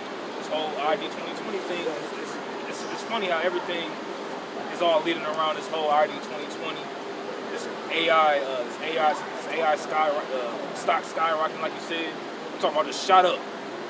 And now they trying to unveil, quote unquote, this awesome device. Yeah. They're going to test on humans this year. Because the whole mindset is to merge human ingenuity and creativity with machine learning and the ability to gather data. Transhumanism. Because the problem that Elon Musk says is that it's not our problem is not storing information, it's the ability to recall it. And with AI, it will increase, dramatically your ability to recall and give out information. If you can connect with the AI, what if you were serious? You don't have to ask Siri. You are Siri. You are the cloud. What type? Well, you are the cloud. What type of capabilities would you have? You know, to be a Vulcan, so to speak, or whatever. It's like Elder Yashwama said, do you want to learn Spanish? Everything can be downloaded, whatever data can be downloaded onto the chip. But that was in that movie Upgrade. Upgrade, yeah. And then, could you read that title again, Baba Shah? $100 a month. That was heavy. That movie that's a bad movie because he had all the answers to everything. You know, everything was. You watched the movie The Matrix, how they downloaded, the kung fu and all the stuff onto his body or brain. Yeah. Read that title again, Baba Shah. It says a terrifying Neuralink machine that Elon Musk will use to turn humans into cyborgs by putting a chip in their brain gets an quote-unquote awesome upgrade. Upgrade. That tech billionaires claim. God, that's it. Should be as the gods. And Esau shows you that with everyday things like food. He wants to make it better with GMOs. You know, he tries to make everything the Lord made better with his synthetic, like drugs. There's herbs for that, you know, but he want to make the synthetic version because it's supposed to be better. He's going to do the same thing with you now. That's a bootleg version of First Corinthians 15. Yep. Oh yeah, we're gonna get the Lord will put the laws in it. And see, this is what Eve basically she said it was good to eat, it was good for food. To the flesh, this stuff is gonna sound good, man. Oh yeah. It's gonna be like, oh shit, I can just do this. This will alleviate because people right now, they don't have time to think. That's right. You don't have time to learn and go to school and do all of these things. It's a burden. So if they can offer something, you can just download it. That's why people's brains are gonna melt. Because it's against immortality. Most High showed you a way how to live naturally on the planet Earth. See, you don't have to download nothing when you live to be 900. Right. By the time you're 500, you smart than a hoe. Still busting nuts. Right. In your prime. You don't think you don't know what to do when you're 530? You 500 You 530 and you a dummy. Hey, that's your fault, man. Be 530 trying to get a GED. No, man. By repetitive observation on the planet Earth, by the time you're 500, you gonna know how to interact with the planet, man. How do you think Noah knew all the animals like that? Right. He was here. Imagine what Enoch knew. Well, you meet some of these biologists and they sit there and tell botanists, they tell you about all these plants. Somebody just studied butterflies. He been studying butterflies for 26 years. He can break it down. Now imagine studying butterflies for 260 years. Can't touch. Come on. See, that's a way of immortality that, hey man, they don't believe, man. We gonna be into that. Right, because the law is going to be written in us, but we're still going to be experiencing it. When they say they walk with the Messiah 1,000 years, that first 1,000-year period is us reintroducing righteousness to the earth. So we're going to be like, ooh, this goes here, that goes here, this animal. Because like I was reading, Jacob knew which sheep belong, a dark-coated sheep didn't belong in this part of the earth. It didn't belong over here. This particular tree, like frankincense trees, don't belong on the west coast. Myrrh trees, they don't belong on the west coast. Esau plant one. But see, that's the knowledge of that's going to lead to immortality.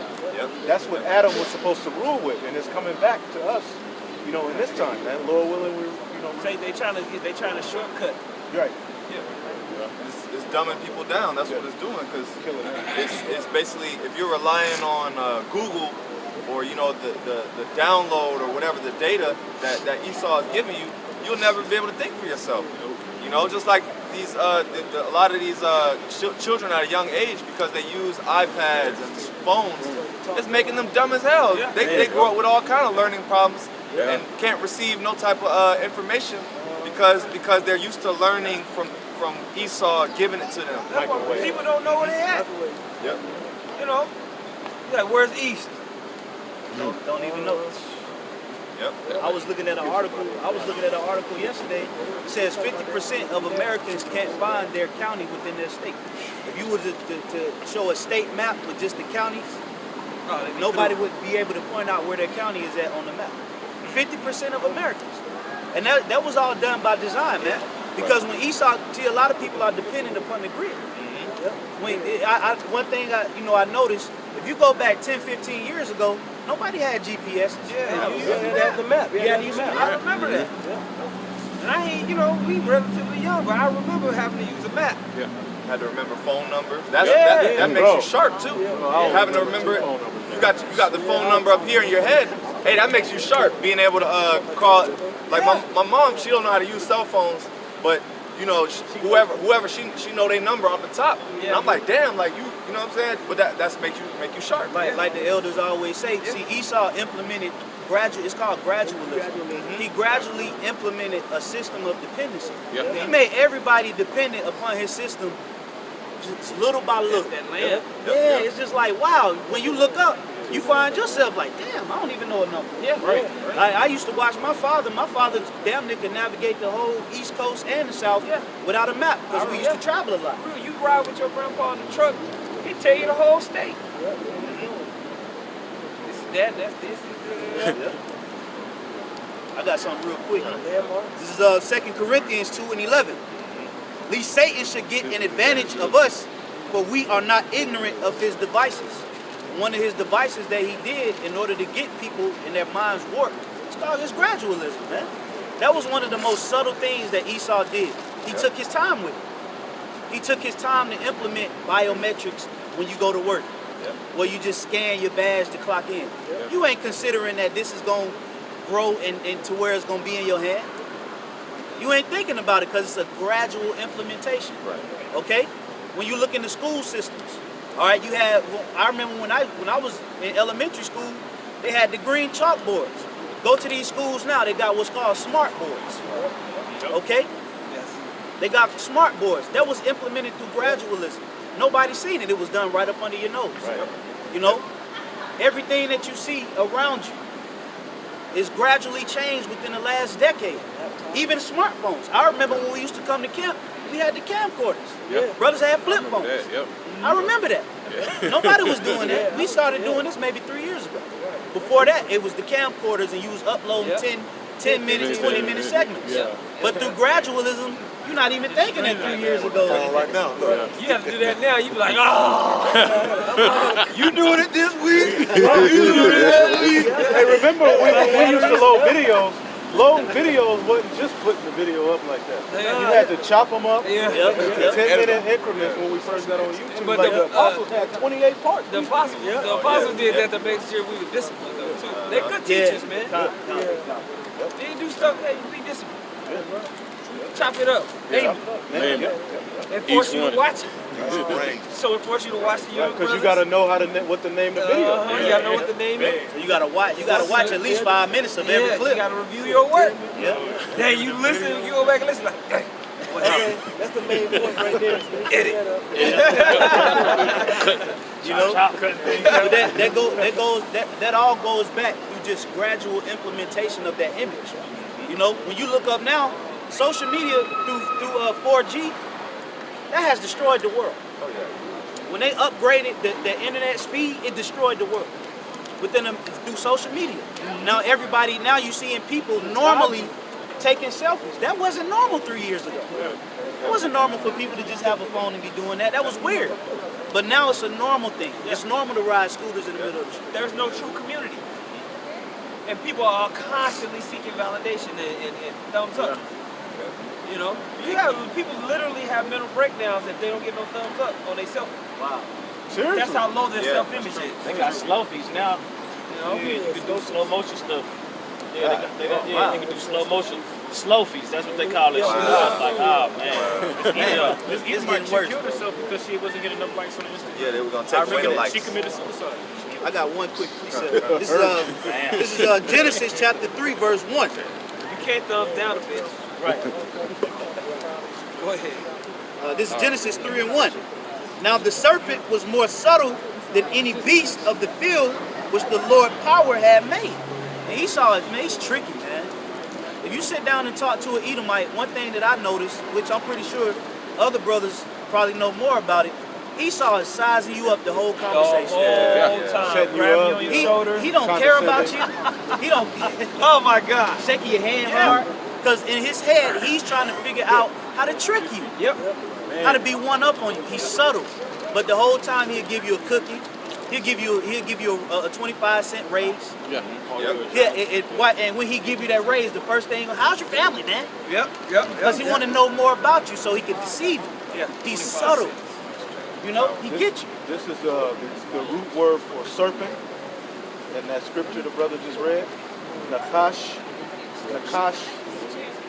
To practice divination, divine, observe signs, learn by experience, diligently observe, practice, fortune telling, Diligently divination. observe, practice. That's why I always say, when Esau talk, listen to what he be saying. Because he trying to get you. Right, and that's how you know this ain't talking about no damn snake. That's right. This is talking about a person who uses left-hand means to get over and deceive people, a witch, one who practices witchcraft. Yeah. And that's the spirit that's in Esau Edom. Yeah. He didn't come to Eve, here, you want a piece of this apple? Yeah. And an apple will ruin the whole world. No, he came with a different philosophy, man. It's the way he came with it. He with said it and he articulated it in a way that was very alluring. Yes. You gotta listen to You'll him. listen to Esau talk about GMOs. You'll be like, this is good. It's more efficient. You'll be like, damn, wow, okay, now I get it. It lasts through the winter time. Right. We've been able to enhance the flavor and the taste. Look at the color of this apple. Right. You got a tumor growing inside your goddamn. Orange coming out the back of your head. Mass production, like they'll be able to take the DNA of an animal, DNA of a chicken, and make it into a whole chicken. And they'll be like, oh, well, you know, you're not killing the chicken. Yeah. But they try to make it as if, you know, it's convenient. And then you wonder when you get random pancreatic cancer, but you've been working out since you was 4, man. Esau got Jake arguing over noodles. Yeah. You know, Jake could sit in the projects and argue over which noodle flavor is the best for 2 hours. And it's all wax. Noodles are wax. Yeah, come on. Genetically modified, and Jacob would sit up there and argue over noodles. Yeah. Because this devil is subtle. He tricked you. He tricked you. He got you drinking Kool-Aid, man. All goddamn day. Tap watered up. Man. You know? Because he's subtle. He knows how to implement trends to get you stuck on it, depending on it, man. Yeah. It was a point in time, if you go back 50 years ago, the woman was cooking. Yeah. You know, the woman was in the house wearing skirts, the man was working. Now this is a whole different system now, man. Yep. That wound is damn near all the way healed. Yep. You know? We the only ones that's putting salt up in that guy, man. Hurting it. We trying to open that mud back up, man. Well, it said that, you know, they put bomb on her pain, but you ain't gonna heal Babylon, man. That's right. Because of the prophecies. See, it don't matter what they do. Through the prophecies, we know that this society is gonna crumble. The question is, what are you gonna do? Right. We telling you that the foundation for the next revolutionary movement starts in the spirit. Yep. Everything starts in the spirit realm. Okay? And it's not some my Lord, goofy mindset, man. It's concepts that the Bible is teaching to actually practically practice amongst ourselves, man. Right now. Right. And once we do that as a unit, that creates a vibration. That creates an energy. This is an energy right here, man. Right. That's why the scripture says where, you know, 2 or 3 are gathered in my name, I'm in the midst thereof. That ain't no game. So imagine 144,000. Woo, man. Yeah. All right? You be sitting in the cafeteria, and you got your little clique of 5 or 6, you feel powerful. You expand your clique because y'all the starters on the basketball team. Y'all got this whole corner of the cafeteria. Y'all think y'all them dudes and you let them in jackets.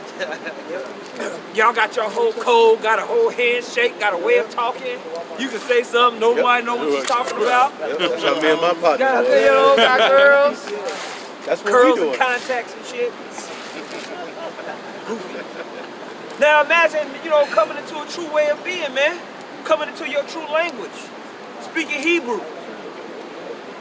That's the way to be holy, which means sanctified or separate. We're calling our people to separate themselves. That's right. Go ahead, champ. This is 1 John 4:4. Ye are of the Most High, little children, and have overcome them, because greater is He that is in you than he that is in the world. Right, and the only way you can come into that is by the being a renewing of your mind through the word. Right. Right, the true word, man, because it's got to be invigorated by the Spirit. All these people got Bibles, but there's only one understanding. Right. Okay? Faith. What you got, Jim? Yeah, this is Daniel chapter 2. Daniel chapter 2 and 43. And whereas thou sawest iron mixed with miry clay, they shall mingle themselves with the seed of men, but they shall not cleave one to another, even as iron is not mixed with clay. And you're seeing that Esau and his leaders and his world is not cleaving one to another. All right, this whole system's being broken up as they try to centralize it. Right. You know? Because this is the next leg of that Roman Empire. When you read that prophecy there, it takes you from the Babylonian to the Persian, Greco, the Greek Empire down into the Roman Empire into its last legs. This is that last leg of the Roman Empire right here, America. Babylon the Great, spoken about in the book of Revelation. Right. So it says that it's going to be as iron, meaning it's going to be a powerful nation. It's got a powerful economy, a powerful military, but it's going to be mixed with miry clay, right? Meaning the policy and the ways of these people, that's what you see right now going to happen in the government. It's that miry clay. You know, the Democrats is arguing with the Republicans. The global policy is being disrupted by these other nations wanting to do their own thing. Deep state, the 1%. Yeah, the deep state, the 1%, the destruction of the middle class.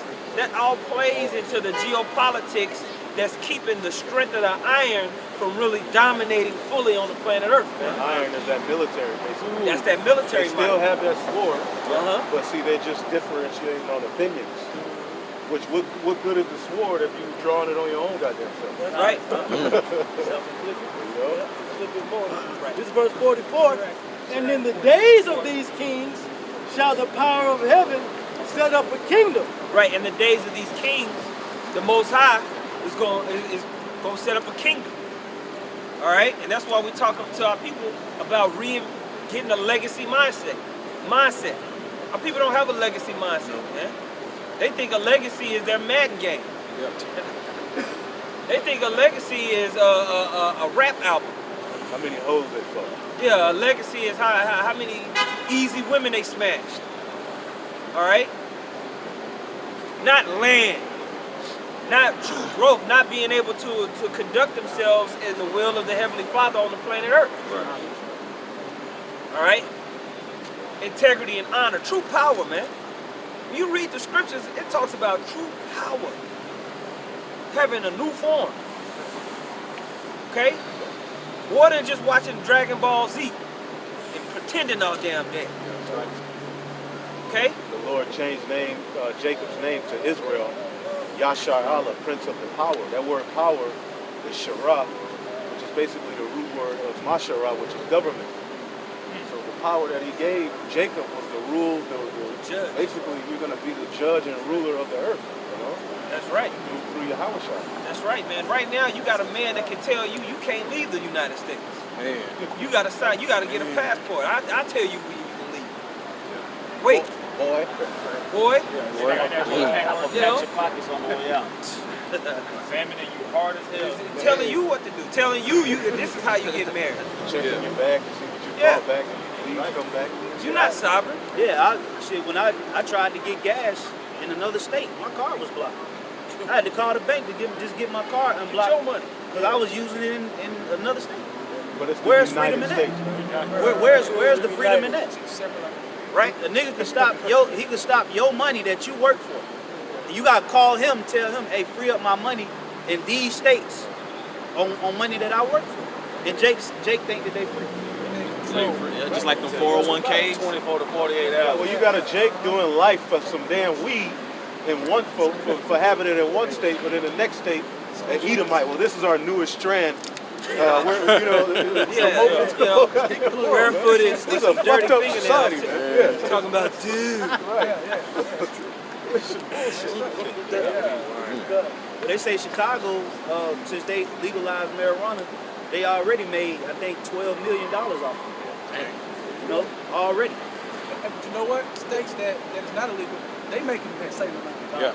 On people trying to go get it and turn right back to the state with the legal. So they're making money on both ends. Esau's the devil. Right. You don't own anything, man. You don't own any of the commodities that's moving all around the planet, man. All you do is consume when and where he tell you to consume. That's right. And our people don't have a legacy mindset to understand that that's a problem, man. Right. That's right. You know? We the type of people, we want to own some wood. That's it. We want to own some gold. We want to own some, that platinum mine, that's ours. Palo Santo trees. Them Palo Santo trees, that's us. I'll take that. You see that island? That's us. No, you can't go there. You got to check in with me to get over there. Check in with us. But when we start talking like that, it's a threat. It's scary. But they doing it already. Ecclesiastes 5:9. Moreover, the profit of the earth is for all. The king himself is served by the field. This king himself is served by the field, man. So whoever controls the field controls the world. That's right. They've been able to systematically go all across the world and control how things are moved and managed. They tell you this is money. When the true money is the field. That's right. The whole time. Beaver skin, trees, land, water, different animals, cattle. That was money in the ancient world. Remember we went to the Federal Reserve, and they don't let you bring no cameras in there or nothing. But it told you, it lets you know that this paper money ain't real money. It takes you to the history of what real money is. Remember they showed you the barter system? Right, and it goes back to the Most High, because who made gold? Who made beaver skin? Who created that? Here it is, Esau pats himself on being a god, but he has to go to the source himself. That's right. Esau fines you for collecting rain. You can get a fine for Yeah. collecting rain. Well, they got a carbon tax. This nigga's just Niggas gonna start taxing you for breathing. Damn. You know, you breathe in my air, boy. I got fluoride in that. That's mine. Taking up my fluoride, nigga. There's a carbon tax. There's an air tax. Earthquake. These are God-given rights that are being violated by this devil. And how are you calling yourself free? And how are you fighting to stay here? Right. But that's why the Most High, He has it to where we're going to be moved away from the captivity under Esau, and like the scripture says, we're going to go back into captivity under the Lord. Right. So we're not going to go to Esau for our wants and needs, like the verses say. We're going to go straight to the source ourselves. That's right. Because now the scriptures say we got to go to Him for the want of all things. Right. But us tapping back into our power and our knowledge, wisdom, and understanding, we're going to be able to connect back to the Heavenly Father through His Son, back to the source, to set us up as the rightful rulers. That's right. You know? Then the earth's going to be able to profit. Then Israel's going to be able to profit. Right. Right now, the trumpet has to be blown. That's right. There's a calling going out. And the time is running short, man. Okay? Because the elites, they getting ready. Yeah. They doing what they said they were going to do, which is to zip your ass. You best believe, man. Trump ain't playing. That's right. They ain't playing. You need to stop playing. Get your ass off the PlayStation. Pay attention. Okay? What you got, Jim? This is Joshua chapter 6. I'm going to start at verse 13 because he was mentioned in the unified front. And 7 priests bearing 7 trumpets of ram's horns before the ark of Yahweh went on continually and blew with the trumpets. And the armed men went before them. But the rearward came after the ark of the Lord, the priests going on and blowing the trumpets. And the second day they compassed the city once and Right, returned. so this is whenever we was first coming into the land of Canaan. Where after we came out of Egypt, we went through the wilderness, dwelt there, a generation passed, and then we started to come into the land of Canaan. Word went out. All right, so we sent out some spies to go spy out the land, and they came back, and a good report came from Joshua, right? And so the Most High said, look, I'm finna tell y'all, go and take these lands, and I need you to be of good courage. So one of the first places they went was Jericho, and it was known for its high walls, and it was known to be impenetrable. So the Lord said, this is what I want you to do. I want you to circle around these walls blowing these trumpets, man. And you're going to have the Ark of the Covenant before you, right? And so the brothers read about this story. Verse 14. And the second day they compassed the city once and returned into the camp. So they did 6 days. And it came to pass on the 7th day that they rose early about the dawning of the day and compassed the city after the same manner 7 times. So that day, on that 7th day, they went around 7 times. Go ahead. Only on that day they compassed the city 7 times. And it came to pass at the seventh time, when the priest blew with the trumpets, Joshua said unto the people, shout, for Yahweh hath given you the city. So they went, they blew the trumpets, and then the armies of Israel, one time. Which that's what's happening spiritual with That's the what's elect. happening right now. And these walls, all these walls, man, are falling, man. These strongholds and principalities are falling, man. Right?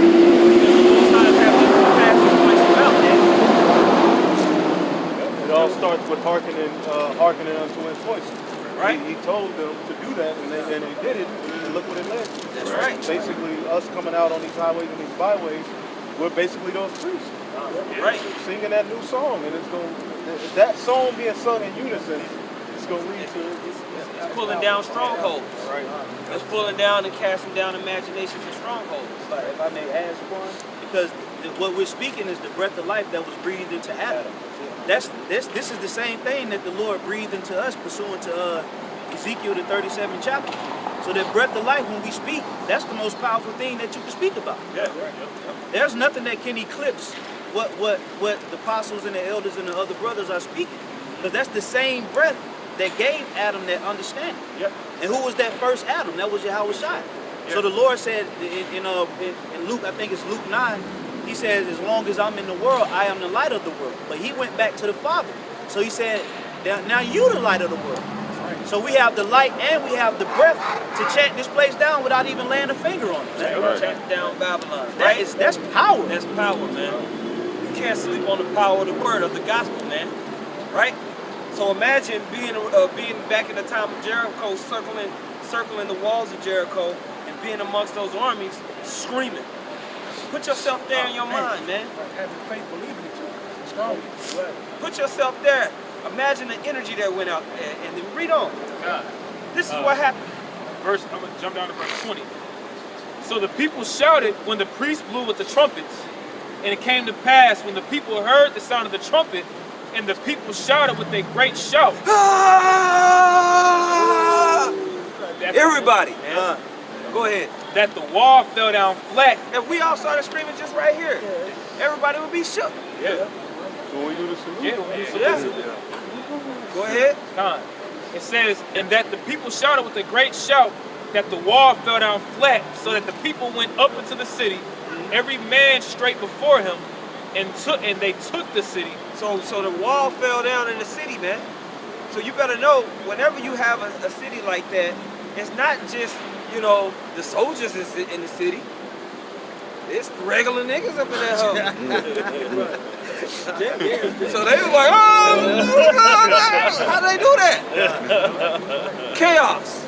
And we came up there with our troops. And what do you think happened when we came in there with our troops? Did we play tiddlywink with them? Go ahead. Verse 21. And they utterly destroyed all that was in the city, both man and woman, young and old. Both man and women, young and old, little baby. Daddy. Go ahead. And ox and sheep. Yeah, you gotta be mad to be killing ox and sheep. You're right. Right? That's valuable. That means you going hard. Mad. You obliterating the place. Go ahead. It says with the edge of the sword. I mean, you go in there with an attitude, with a tube. Man. You got a whole tube. And that means you ain't getting tired. That's right. And you know what a Christian gets out of this story? Well, what about Hagar? That just because Hagar they were just heathen. Hey, we have the right. Hey, let's say when we take these heathen down, there's a particular family amongst them. All right, we'll hold them back. all right, you just go over here and do this. We ain't gonna whoop your ass like that. But you do this labor and that labor. We can do that, but they ain't within the covenant. They ain't got the laws written in them. Right. Come on, man.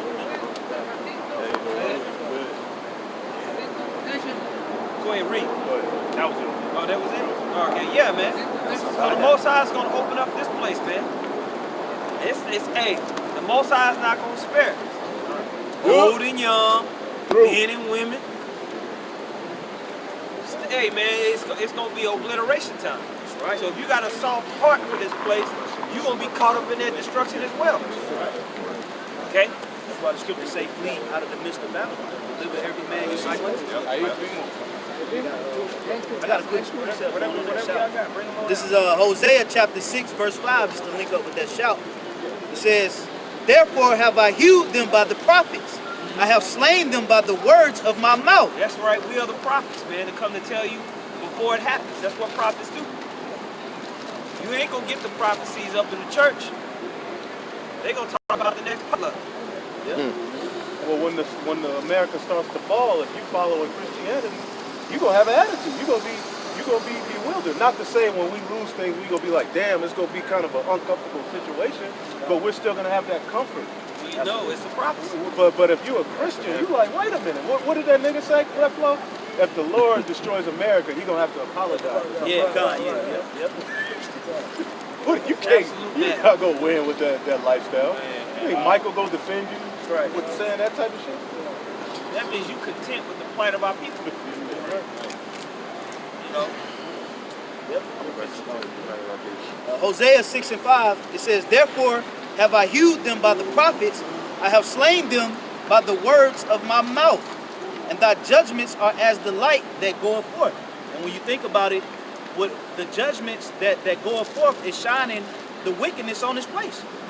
All right, when you see all these bad things that begin to happen to America, a lot of people are going to come to the conclusion that they're going to pull up America's history. Yep. Okay? Because of slavery that this is happening. Yep. It's because of this that this is happening. Yep. Okay? When the Lord really opens up on this place, a lot of people are going to come to the conclusion that it's the things that they're doing. Right. Homosexuality. Okay? Because the Lord, the one thing about the Lord is he declares why he's judging. He's a judge. You don't go to a court system. Right. As soon as you walk in the court system and go before the judge, you say, all right, I'm going to sentence you to 100 years, man. Get out of here. Yeah. He's going to tell you why he's going to sentence you to 100 years. That's what the Lord's going to do to America. That's what's happening. Right. He's a righteous judge. A judge here will give you 100 years and go rape a child. Yeah. You know, wait for you to be locked up so he can go get you. Right. You know? Yeah. Oh, yeah, they do that. Yeah. You want me to reduce your sentence? Oh, man. Action. Why do people blow so hard when the other car can't go nowhere? It's stupid. Yep. But that's why the Lord has raised up the prophets in their respective cities to shine that light on judgment. That's man. right. Why you think we speak about coronavirus, man? There's about at least 10 articles I see every day on the coronavirus from brothers. Because that's the light. Brothers going into the earthquakes, the famines, the chip, the devaluing of the dollar. You know, the exhortations, the warnings. These are the judgments that's getting ready to go forward, man. And it's going to increase. Okay? It's going to increase. It's going to get worse. It's going to get worse. A lot of people out here, they're going to lose their lives. I got a quick one. Daniel 7 and 18. But the saints of the Most High shall take the kingdom and possess the kingdom forever, even forever and ever. Leadership is taken. Leadership is taken. Okay? You got to go get it, man. So the scripture says that the saints shall take the kingdom, man. The spirit of Yahweh Shemel Shai is going to be put on the saints to come get this bad boy. Oh, yeah. Right. Okay? Right. I got one. Go ahead. Jeremiah 50 and 15. Shout against her round about. She hath given her hand. Her foundations are fallen. Her walls are thrown down. For it is the vengeance of the Lord. Take vengeance upon her, as she hath done, do unto her. That's a process. Now, this whole time, the process is coming to pass over and over again, man. people get more scared and more scared. Because if we say we're going to take the kingdom through the spirit of Yahweh Shema Shai, that's what they're scared about. But we telling them first. So when that happens, they're going to lose their mind. Going back to Wisdom 7:5. Him, these guys, you know, so surprised because why? Now for them to say that, because it says they said it within themselves. Yeah. For them to say that lets you know the gospel went to the four corners of the earth. What have pride profited us? Right. Meaning they've been shouted on for years and years and years, and it finally came to pass. It manifested that, oh, those are the prophets. We are the wicked. The whole world gonna know because the whole world got the gospel, whether they like it or not. You know? And the Lord gonna preserve some heathen. They gonna see it. Imagine the heathen when this reported, the chariots in the sky. You see, like imagine that. They're gonna be like, oh, you know, losing their goddamn mind, bro. And them underground bunkers, they're gonna be like, shit. You know, more rocks fall on us, but we're gonna go down there and seek them out once we leave from off those ships. That's right. That's gonna be a party. Once the Lord gives us those new bodies and we're glorified and justified, it's over. That's right. It's a party over. No more government will ever rule this earth outside of the government of the Most High. And it's based on what's in the heavens. The heavens are gonna meet the earth. How can you get any more perfect than that? Right. Hey, look, I say it all the time, stop falling in love with the temporary. Get your mind in an immortal mind state. The temporary shit is gonna go. But living forever, that's what it's about. Wisdom of Solomon, chapter 2 and 23. For God created man to be immortal and made him to be an image of his own eternity. Hey man, that's the intention of the Heavenly Father, for you to come and dominate in a certain way. Most High wants you to work it out in a righteous way, man. All right? Nevertheless, through envy of the devil came death into the world. And they that do hold of his side do find it. We found it all right. So going back to Adam, making that wrong decision, following that woman, like men are doing today. Right, we were supposed to be immortal, bro.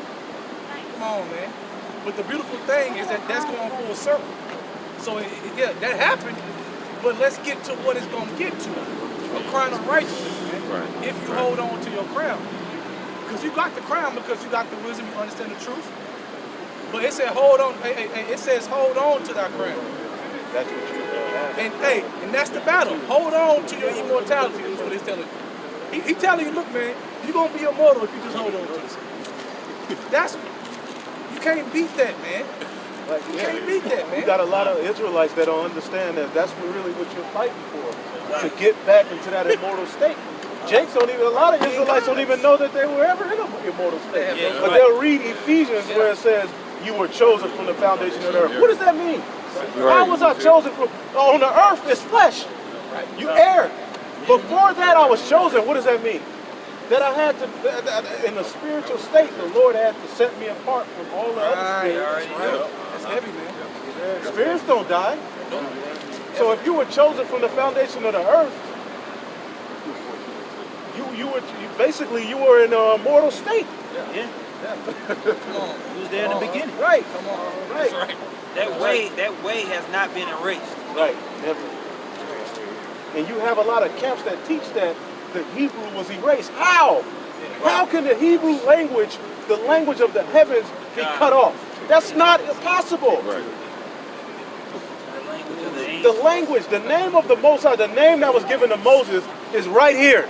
Right. It's here today. Yeah. Right. If you believe, it's in the scriptures. Right. He said, this is my name forever, and this is my memorial to all generations. Yep. If you're an Israelite, you're a generation of Israelites. You're within a generation of the Israelites. Right. How is the name going, bro? Right.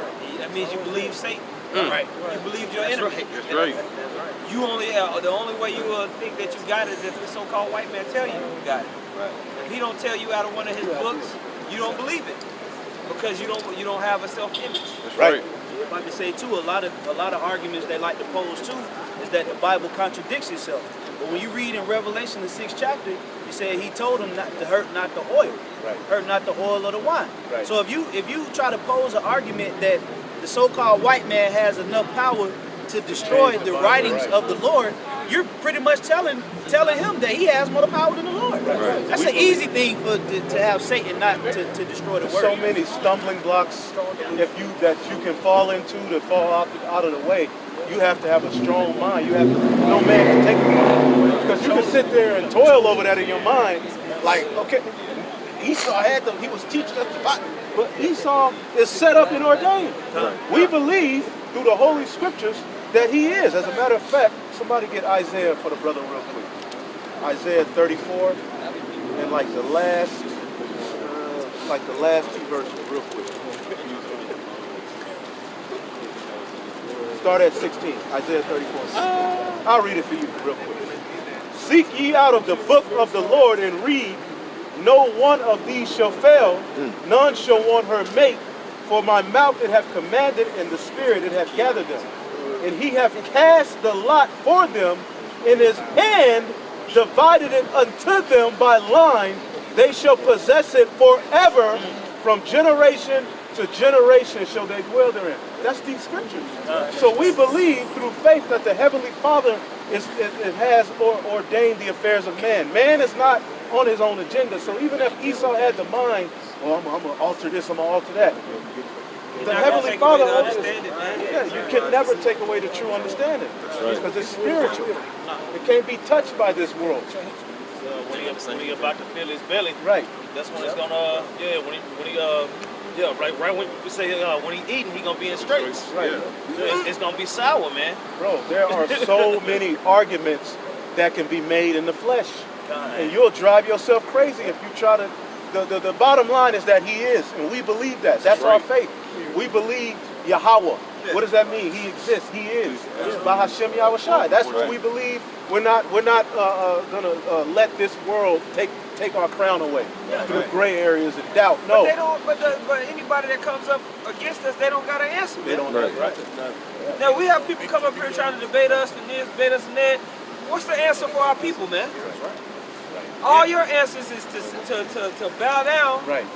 Get a bank. And blow the rod of the white man. Yeah. Right. That's it. Because who's gonna stop this destructive force that's the white man? He's killing everything, man. Right. You know, that's what drew me to the truth is we looking into the community, we're looking at, hey, we gotta get together, brother, let's have a community meet. This white man is on a rampage. What community? There's no community. He making you look like you the one that's a terrorist, and he killing every damn thing, man. Who's gonna stop this man? How is he gonna be stopped? Literally, that's a serious question that the people on this side especially should be asking. That's right. How is this gonna stop? Because he ain't gonna be fair. He ain't gonna see. There's no plan of Esau bringing it to the table to helping these people. He ain't. So how is it?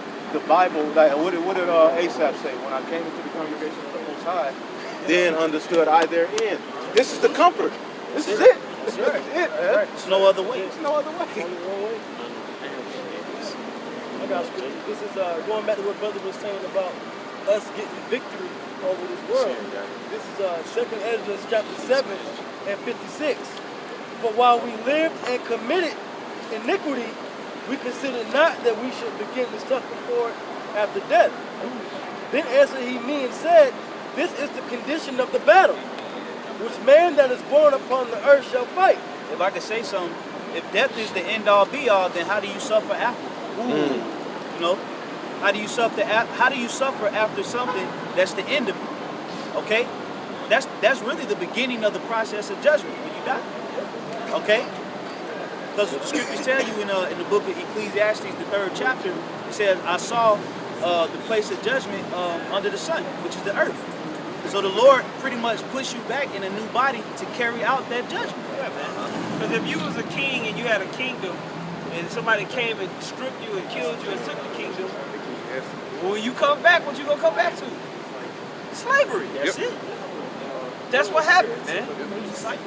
Our kingdoms were stripped and taken. Our names were stripped and taken. Our inheritance, our way and customs were stripped and taken.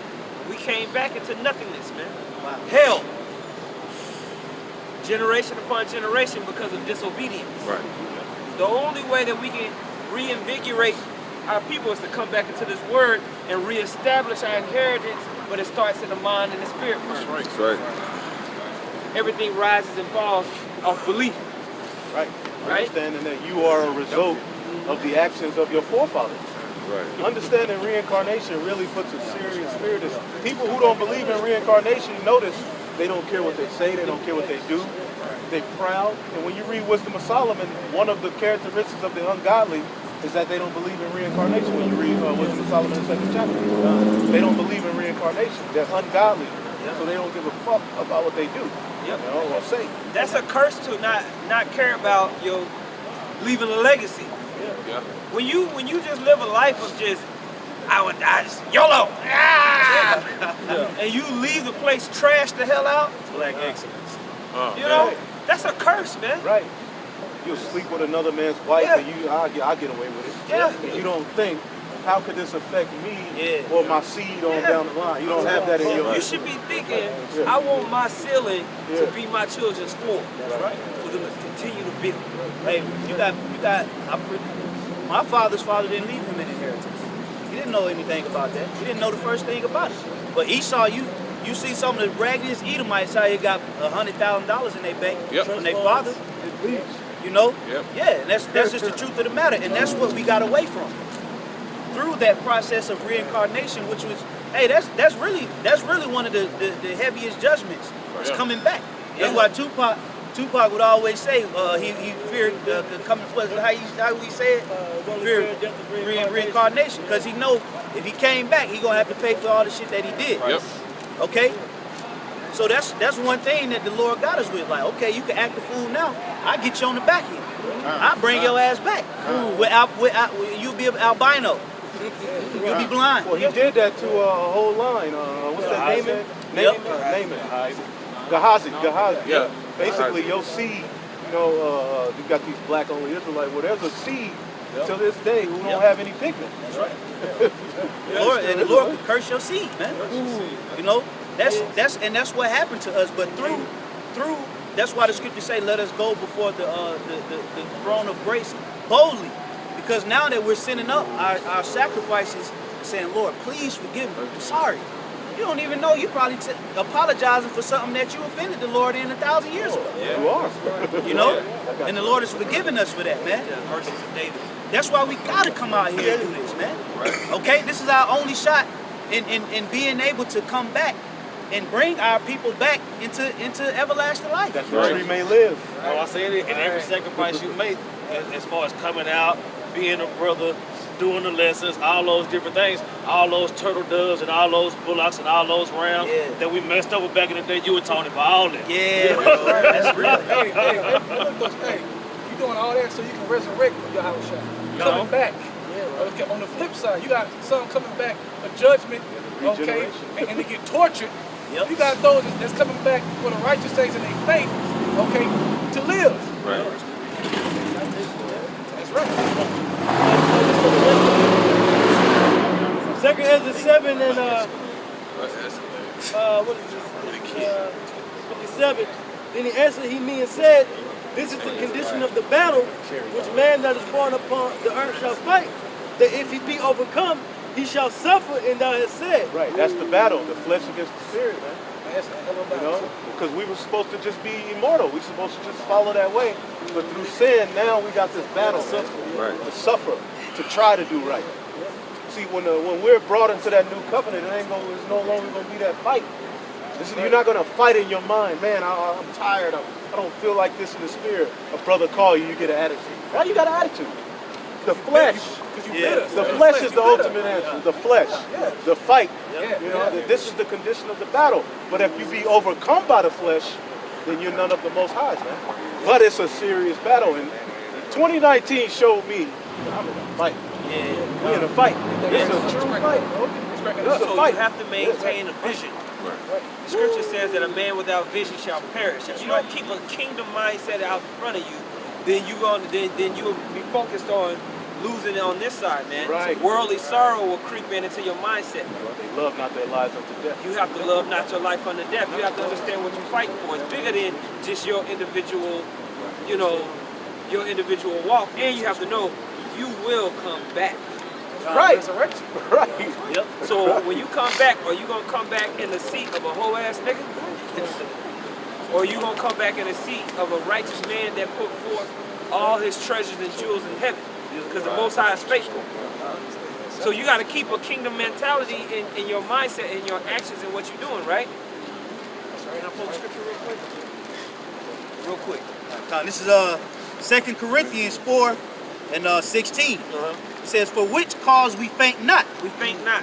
We don't give up. Go ahead. "But though our outward man perish, yet the inward man is renewed day by day." Yeah, man. The inward man is renewed day by day, man, by going through the washing and renewal of the mind through the word, right? You're constantly reminding yourself of what you're fighting for, the immortal, the kingdom, right? Go ahead. Verse 16. Verse 17. "For our light affliction, which is but for a moment, worketh for us a far more exceeding and eternal weight of glory." Because when you compare eternity up into the little few years that you've been here, this is a light affliction. And really, you're not losing nothing. What you losing? An apartment? PlayStation? Stupid ass co-worker. A Corolla. $10 an hour. Oh shoot, man, $25 an hour. Let's say you got a raise. I got a PPO. I got benefits. You know, that little weak sauce. It's a light affliction. Go ahead. Kobe had. Yeah. It says, "While we look not at the things which are seen, we don't look at the things that are seen." Go ahead. It says, "But at the things which are not seen. For the things which are not seen are salaki. For the things which are seen are temporal." The things that are seen, this is temporary. Hey man, this ain't gonna just be going on forever, man. It's corruptible, man. No way. Super Bowl 355. No, bro, it ain't gonna happen. If you fall out the truth, you really believe this is gonna keep going. That's real. That's real. You had Donald Trump that he posted something on social media after his acquittal, and he had to pretty much he's gonna be the president in goddamn 3,000. Forever. Nigga, you ain't even gonna live that long. Let alone be the president. But more stout. But that's that that's in that Daniel 7, and that's that pride, you know. And another thing too, also the scripture was just speaking about the light affliction. A lot of our people that catch hell in America, they pretty much hold that until them to the grave, man. Yeah. They don't know how to get over shit, man. Victim mentality. No faith, no hope. You know, they was raised eating noodles, and they gonna die eating noodles.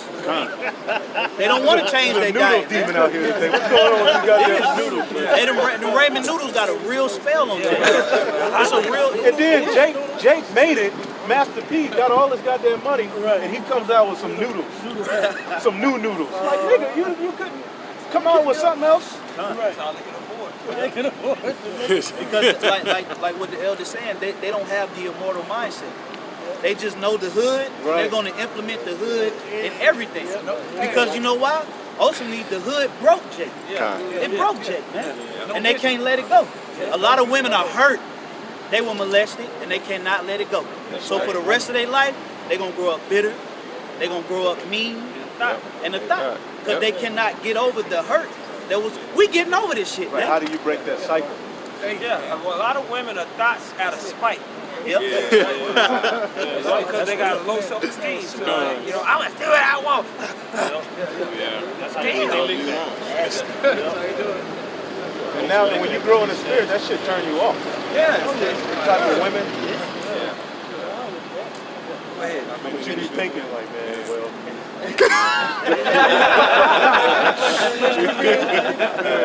But still, that shit turn you off, man. Slutty. Like, but that flesh, right, it's done. Call it true. It's 2 Corinthians 4 and 16. It says, "While we look not at the things which are seen, but at the things which are not seen." It takes faith to do that. It takes faith to see through everyday life the bullshit you got going on, the bullshit you see, the things that are fucking irritating you. It takes faith to see through that because you got to have the vision. Yeah. Without the vision, you're going to fall off slower and slower, and it's going to be a slow death. Yeah. If you have anything in you of belief, it's going to get choked up by the cares of the world, man. And that's what Satan doing. Satan running around trying to make you care, man. Yeah. Trying to make you sensitive to what the fuck you see. Yeah. Trying to make you overly sensitive to the point you not think about the kingdom, the crown, what you heard, what you learned. That don't matter no more. Why? Because this bullshit happened today. Yeah. I mean, think about it, man. You got a guy that said, man, I want to be a basketball star. And that's his vision. Yeah. He ain't done it yet. He in the projects, but every day he going outside talking about shoot in a fake goal. It ain't a real goal. It's a dumpster. He done cut the bottom out to the point to where he hooping good to the mug. Yeah. To the point where he lead his league in a little city. He lead his district. Yeah. But he kept the vision. Did nothing distract him. Pookie got shot. You know, that's real. Uncle Ray died. He kept playing basketball because he had the vision. That's right. Yeah, Brenda had a baby. I gotta do it for my daughter. You know? Then he go to the league because he kept that vision in front of him. Why can't you keep the vision of the kingdom in front of you like that, man, and keep grinding? Right. That's right. You can't see that, man. Because that legacy that he's fighting for, it ain't gonna get him. Yeah. Really, where's that gonna get him? Where's that gonna get him? get That nigga go get caught on a rape charge or caught with some weed and be on Vlad TV. Yeah. He gonna end up like telling his story. He gonna end up like Charles Oakley. He ran into that nigga in Magic City smoking cigars. He's supposed to be the beast in the paint. Because what you been reduced to? Kobe Bryant ain't gonna come back in the kingdom of heaven and our children running up to him. Wow, you scored 81 points. He's just gonna be another Israelite. He's gonna have the laws written. Cool. All right. But the legacy that our children are gonna be looking to is Yahweh Shah and the 144,000. Yeah, so we shall praise. Damn. Oh, you scored 100 points? Yes, We'll check it. He put a ball in. Hold on, just 1 second. We'll finish this. All right, read it again from the top. 2 Corinthians 4:16, up to 18. While we look not at the things which are seen, but at the things which are not seen. For the things which are seen are temporal, but the things which are not seen are eternal. And that's why Elder Ariala did a video a few months back, and he was going into how, the way that the Lord set up Great Millstone, it's going to be hard for Esau to really infiltrate and attack it. That's right. Because the things that we live by, can't nobody see it. Show me faith. Faith is not a tangible substance. It's from the heavens. Patience is something that you can walk in that store right now and don't nobody know you're patient, man, because you can't see it. Yeah. The things that we operate and we allow to govern our lives, it can't be seen. Yeah. And that's our main focus. Charity. Don't nobody know you're a charitable brother. You're just trying to get a sub. Who knows that? Yeah. We're not looking to be, we got a big building, we invest on it. Right. We got a 501c3 to signify us as an institutional entity. No, man. This is the real guerrilla warfare. Yes. Yes. That's spiritual warfare. That's right, man. Subtle. Real subtle. That's right. That's right. Grassroots. What you got, champ? I got 1 Corinthians chapter 10, verse 13. There hath no temptation taken you, but such as is common to man. But Yahweh is faithful, who will not suffer you to be tempted above that ye are able. Yeah, the Most High is faithful, man. He ain't gonna put you in a situation where you're not gonna bound to come through it. He know what's going on. He know what Esau got. He know the situation that you in. Right, brother, that's right. If you keep following according to what he said, you gonna be good, because he said so. Right. Walk in that. That's right. There's a level of confidence you have to walk in. I said this, I think me and Bonson Paul was talking about this, man. You're not going to attract men into this. It's our job to confess. That's right. And it should be a true confession. But if you're walking around like a loser, nobody thinks that you're going to be saved. If somebody comes, you telling them the gospel, but you why would they want to come into this truth, man? God. You don't even believe you're going to be saved. That's right. Stand up, man. You need to. Do you believe that he's going to do that? Read it again. Shake off the dust. This is 1 Corinthians chapter 10, you verse play 13. basketball, you going to play. You going to play. I think I might make it. Just like you talk about Steph Curry. When he shoot, what do he do? turn around. Yeah, man. He shoot with confidence. Like, That's in there. boy, you shoot your shot, man, in the spirit, man. Right. He's faithful. Right. That don't mean you prideful. That don't mean that you arrogant. No, man, you believe. Confidence in the Holy Hey, Spirit. hey, That's look. right. Hey, when Steph Curry was shooting like that, guess what? That nigga knew the score when he left the ball right in his hand. He said, that's 3. Yeah. Because if you think about it, if you didn't believe it, why the fuck he turned around? That's real. He turned around and kept running, just running. He just knew it went in. And cried, screaming like, I knew it was happening. I knew it. You got to be confident on that level and not be afraid to be that guy. Yeah. Like you say, faith is knowing that the Most High is going to do it. Yeah, You're right. Knowing that it's done. That's right, And man. that type of faith is pleasing to the Heavenly Father. Yeah. And if I also may add, that level of confidence also comes with practice. That's right. That's why we always come out here. And I say this within myself, the more I've come to camp, the more my confidence has grown. That's to right. be able to speak. That's right. You know, I'm pretty sure it's the same thing for these brothers. Because the more you do it, the more you feel that confidence. Because you're exercising it. You're working in it. You become competent. Yep. Like a lot of people say that Steph Curry, a lot of his shots go in just off of muscle memory. He just know where to hold it. Because he shoots thousands and thousands and thousands of shots. Yep. And it just comes from him being available. Like Elder Ariala did a video and he spoke about availability. You gotta be ready to get in the paint, man. You gotta be ready to get dirty in this thing, man. You gotta love it. If you don't love it, you ain't gonna be available. You ain't gonna get in the mud. Well, if you don't do it, if you're not repetition, you ain't gonna have the confidence to be available, man. Because you're gonna be too worried about messing up. Right. Yeah. You gotta be able to come in. The leader is not worried about messing up. You figure it out as you go. Like we say, the Most High is not going to put fuel in a parked, broke down car. He's refueling moving vehicles. That's right. You want to be a moving vehicle in the spirit.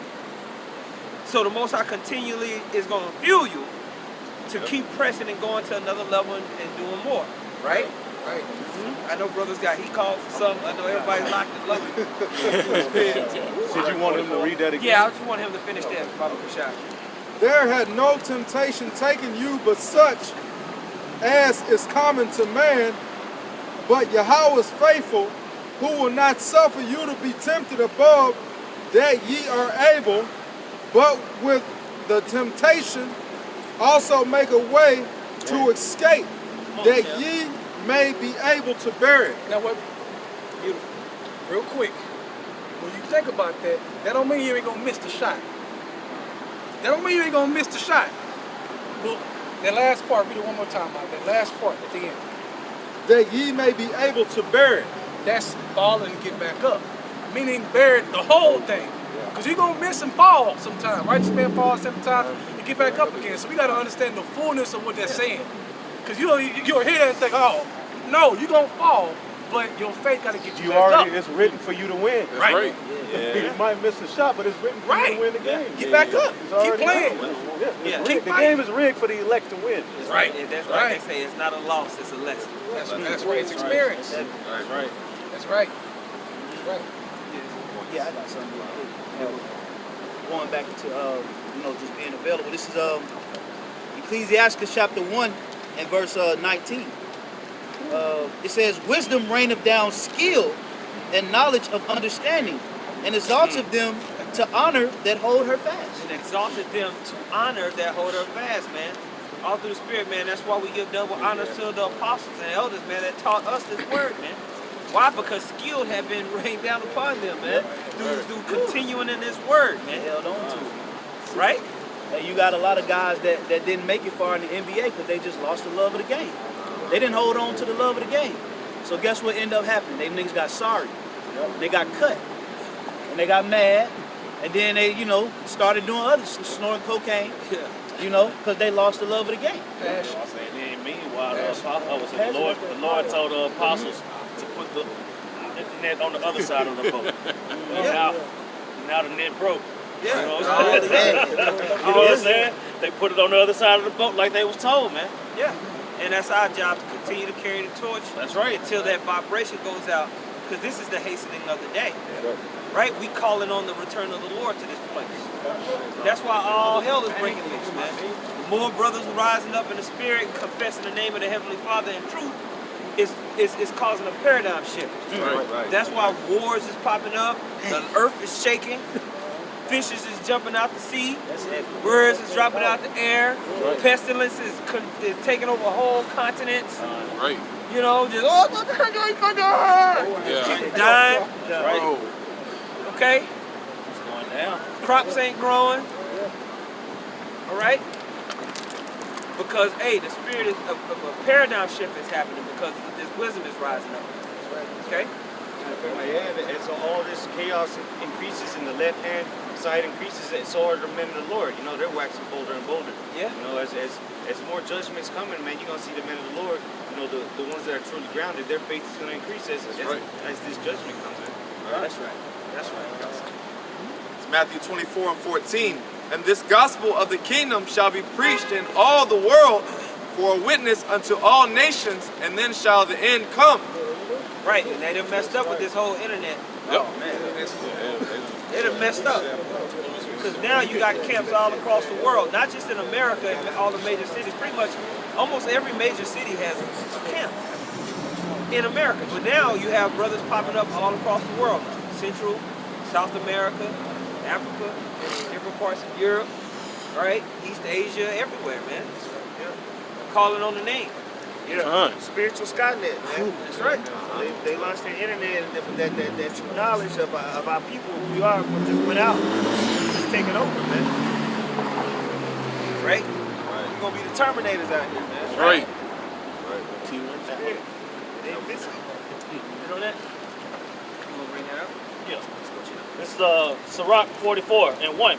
It says, let us now praise famous men and our fathers that begat us. Yeah, these are the people that are going to be memorable, man. You know, you're not going to be, it's not going to be a Hall of Fame for Kobe Bryant and Shaq and them in the kingdom. Nobody's going to remember that. You're not going to be arguing about was Kobe better than Michael. You ain't going to be, the kingdom ain't going to have that legacy. Right, you came from the free throw line. Yeah, no one cares about your acrobatics as you was a slave in America, man. Right. Jump over the whole ocean. He sure could jump. All right. Yeah, that's it though. He had sex with 1,000 women. Right. Like, come on, bro. You gotta ride. Yeah, man. So the scripture says, let us now praise famous men. Go ahead. The Lord has wrought great glory by them through his great power from the beginning. Go ahead. Such as did bear rule in their kingdoms. These bear rule in their kingdoms. Those who you gonna remember. Go ahead. Men renowned for their power, giving counsel by their understanding, and declaring prophecies. Leaders of the people by their counsels. Kobe wasn't declaring no prophecies, man. Telling our people who they were. Telling our people the condition that they in and how to rise out of it. Telling our people how to execute the will of the Heavenly Father on the planet Earth. Bringing forth the knowledge of the tree of life. Showing forth how to be true sovereigns, man. Kobe wasn't teaching that. He telling you to buy some shoes. You know? Building up somebody else's asset. Building up, who was he under? Nike, Adidas? Both. You know? Building up their asset. Building up their legacy. You know? Y'all got mad at what's his name? Kanye West when he tried to do it on his own. Told him he was crazy. You know? Right. He's trying to tell you, look, we need to have our own fashion. Shut your crazy ass up. The scriptures too talking about how it should be all the same cloth. Yeah, you know? Yeah. That, you know? Our people, man, they want to be up underneath this system for some reason, man. But the Most High told you that the famous men that you're supposed to remember is those who kingdoms with this understanding. Keep reading. Verse 4. Leaders of the people by their counsels, and by their knowledge of learning meet for the people, wise and eloquent are their instructions. Wise and eloquent are their instructions. Read. Counselors. Such as found out musical tunes and recited verses in writings. Rich men. Original poets. And The Bible, man. When you read the Bible, the Most High is a poet. That's right. Yahweh, the word is poetry. That's the real rap, man. Not no Cardi B. Right? Rich men furnished with ability, living peaceably in their habitations. All these were honored in their generations. Listen, if I may add to that, the scriptures speak about seek peace and ensue it. So you really shouldn't be a man if you really moving in that spirit of the Lord. You shouldn't be going around here causing friction with a lot of people. Nope, that's right. You shouldn't be a Ebenezer Scrooge at the job. Right. Mean as hell to people for no goddamn reason. That's right. You know? It said men of peace. Well, that's what happened. What was Solomon's name? That means peace, man. What happened? What did he do? He created harmony and plan. Right. Yep. He told the nations how to conduct themselves, and he led the nations, and he created harmony. Now we're gonna do it, but we're not gonna take on their idols. We're not gonna go in and submit ourselves to their culture. They're gonna submit themselves to our culture wholly. Fully mean. When I say holy, I mean like fully, completely. They're gonna be submitted to our way through the Spirit. And we're gonna have harmony, man. The animals are gonna be in harmony. Plants are gonna be in harmony. Everything's gonna be in harmony, man. Right? That's right. Verse 7. All these were honored in their generations and were the glory of their times. And were the glory for their times, meaning they executed power and righteousness. Now, there's different components of glory. Now, when we get changed, when we read it, brothers mentioned it, 1 Corinthians 15, that glory that we come in with is going to be knowledge, wisdom, and understanding, and physical and spiritual power, man. That's right. The ultimate way that you see that is whenever the chariot showed up, you saw knowledge, wisdom, and understanding, and spiritual and physical power executed on the planet Earth. That's why we're going to be caught up and changed, right? The chariots are always involved. The Most High's presence is involved. Celestial presence. We're going to be put into a celestial form on earth, an extraterrestrial form. Ooh, man. The temple represented where the Lord dwelled, where the knowledge, wisdom, and understanding would dwell out of. That's right. And we're the spiritual people. That's right. And what sat over the holies of holies? The chariot. Yeah. Right. Yeah. Wow. Yeah. The chariots was always involved. Right? Mercy seat. Yeah. And it was the same way because Yahweh Shah represents that Ark of the Covenant, and when the tomb opened up, it was an angel that said, just like you said, that it was two of the cherubims was in the Holy of Holies, but then when he was put in the sepulchre, when he was resurrected, it was a cloud descending, and that's why when he was taken up into the heaven, he said, "Why stand ye there gazing?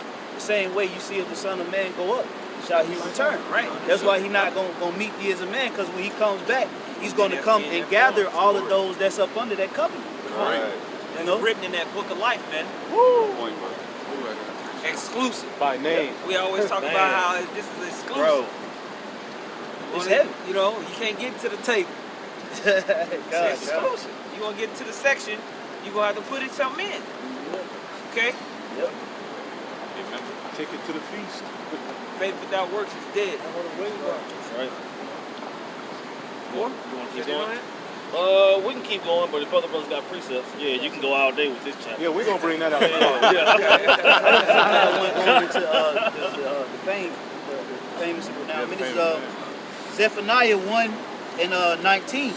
Behold, at that time will I undo all that afflict thee, and I will save her that halted, and gather her that was driven out. Right, that damsel in distress.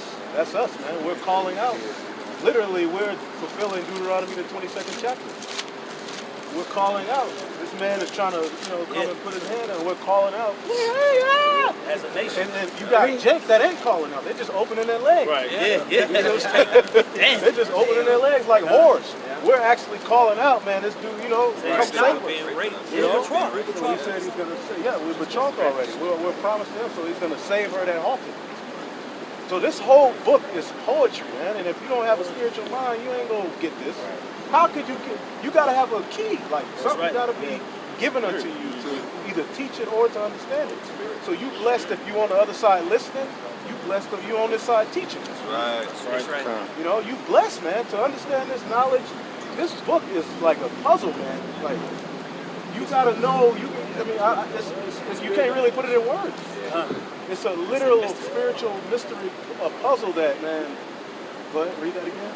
It says, "Behold, at that time will I undo all that afflict thee, and I will save her that halteth, and gather her that was driven out, and I will get thee praise and fame in every land where they have been put to shame."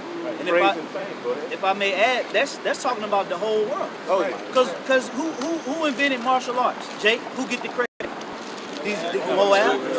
So because we was put to shame, hey, our name, the name of Israel, gonna be praised in that land. That's right. In the Middle East, who parading around eating Haman cookie ears? Yeah, tripping like a motherfucker. In our high holy day. And it's a huge difference between the Lord promising you that and Satan promising you that, man. You know what I'm saying? Because everything that the Lord promised, Satan tried to promise. He tried to give it to Yahushua. You know? He tried to give Yahushua the world. Yahushua, he didn't go up no other way. He said, I'm going to go through the straight gate to get the whole world, not through your carnal, microwave. Temporary. Got this real quick. And that fame ain't going to be the fame of this world. This is the ultimate fame means thirsty. Right. Famous people are thirsty. Yeah, we're not going to have to over-exude ourselves. Like Esau, he pseudo signs and lying and trying to. We're just going to be. All we got to do is show up to the party. It's the ultimate comeback story. We are the party. Con. Always, man. That made me think about. That's why people were so enthused by this last Super Bowl. Right. Because you had the Giants. They were whooping the Chiefs. And then what happened? The 49ers. Oh, the 49ers. The 49ers, my bad. Yeah, my bad. Yeah, the 49ers, they were beating the Chiefs. That's who they play, right? The Chiefs. Yeah. And then what happened? There was a comeback. Yeah. They were showboating. Through. They lost. That's the same thing that's going to happen to this place, man. Right now, the so-called white man is like, got you all in their schools reading about him and shit. Talking about me. All this is me. But the Most High is gonna wipe this place out. That's right. Isaiah, we're gonna come back like the Patriots did the Falcons. Isaiah 61:9, and their seed shall be known among the Gentiles, and their offspring among the people. All that see them shall acknowledge them, that they are the seed which Yahweh have blessed. That's a blessing right there, man. That's why the Lord said He's going to beautify the nation of Israel in the sight of the nations. All right, because the curse, one of the curses that the Lord put on us is that what we were going to be a proverb and a byword. Yeah, to be honest, I be embarrassed when I see niggas doing nigga shit. Mm-hmm. You know, I just like this nigga, man. It's embarrassing. Mm-hmm. Even though you don't associate yourself with him, it's still you. You still got eyes. Yeah, it's still like you still being somebody sagging, talking all loud, man, looking all stupid. Yeah, you in there trying to be a good representation, trying to get some food, and here go a group of niggas. You just like, oh, here we go. That's embarrassing, man. Okay, so what the Lord is going to do is He's going to reverse that. He's going to make the heathens the new niggas, man. Like right now, what you got going on, man? One of the scariest things that you can see right now is a goop coffin. Man. You right. Oh shit! Yo, bro. They fighting back too. They getting mad. They get mad. Yeah. Trade places with that. Damn.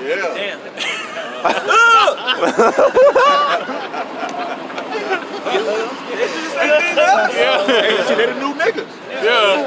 And they don't cover their mouth either. No, they go extra with it when they call it. That juice flying every But that's the Lord putting that curse back on us. And He's going to reverse the curse that was put on us through what? Through obedience. You know, because we offering up the acceptable sacrifices. Like it tells you, I think it's in Hebrews 13. It says that the sacrifices is the praises of our lips. So the Lord is listening. The angels is listening right now. They're reporting it back. Right. And if it's acceptable, the Lord is continuing to reverse those curses and make us those men again, man. Got a precept for you, times 1. Deuteronomy 30:7.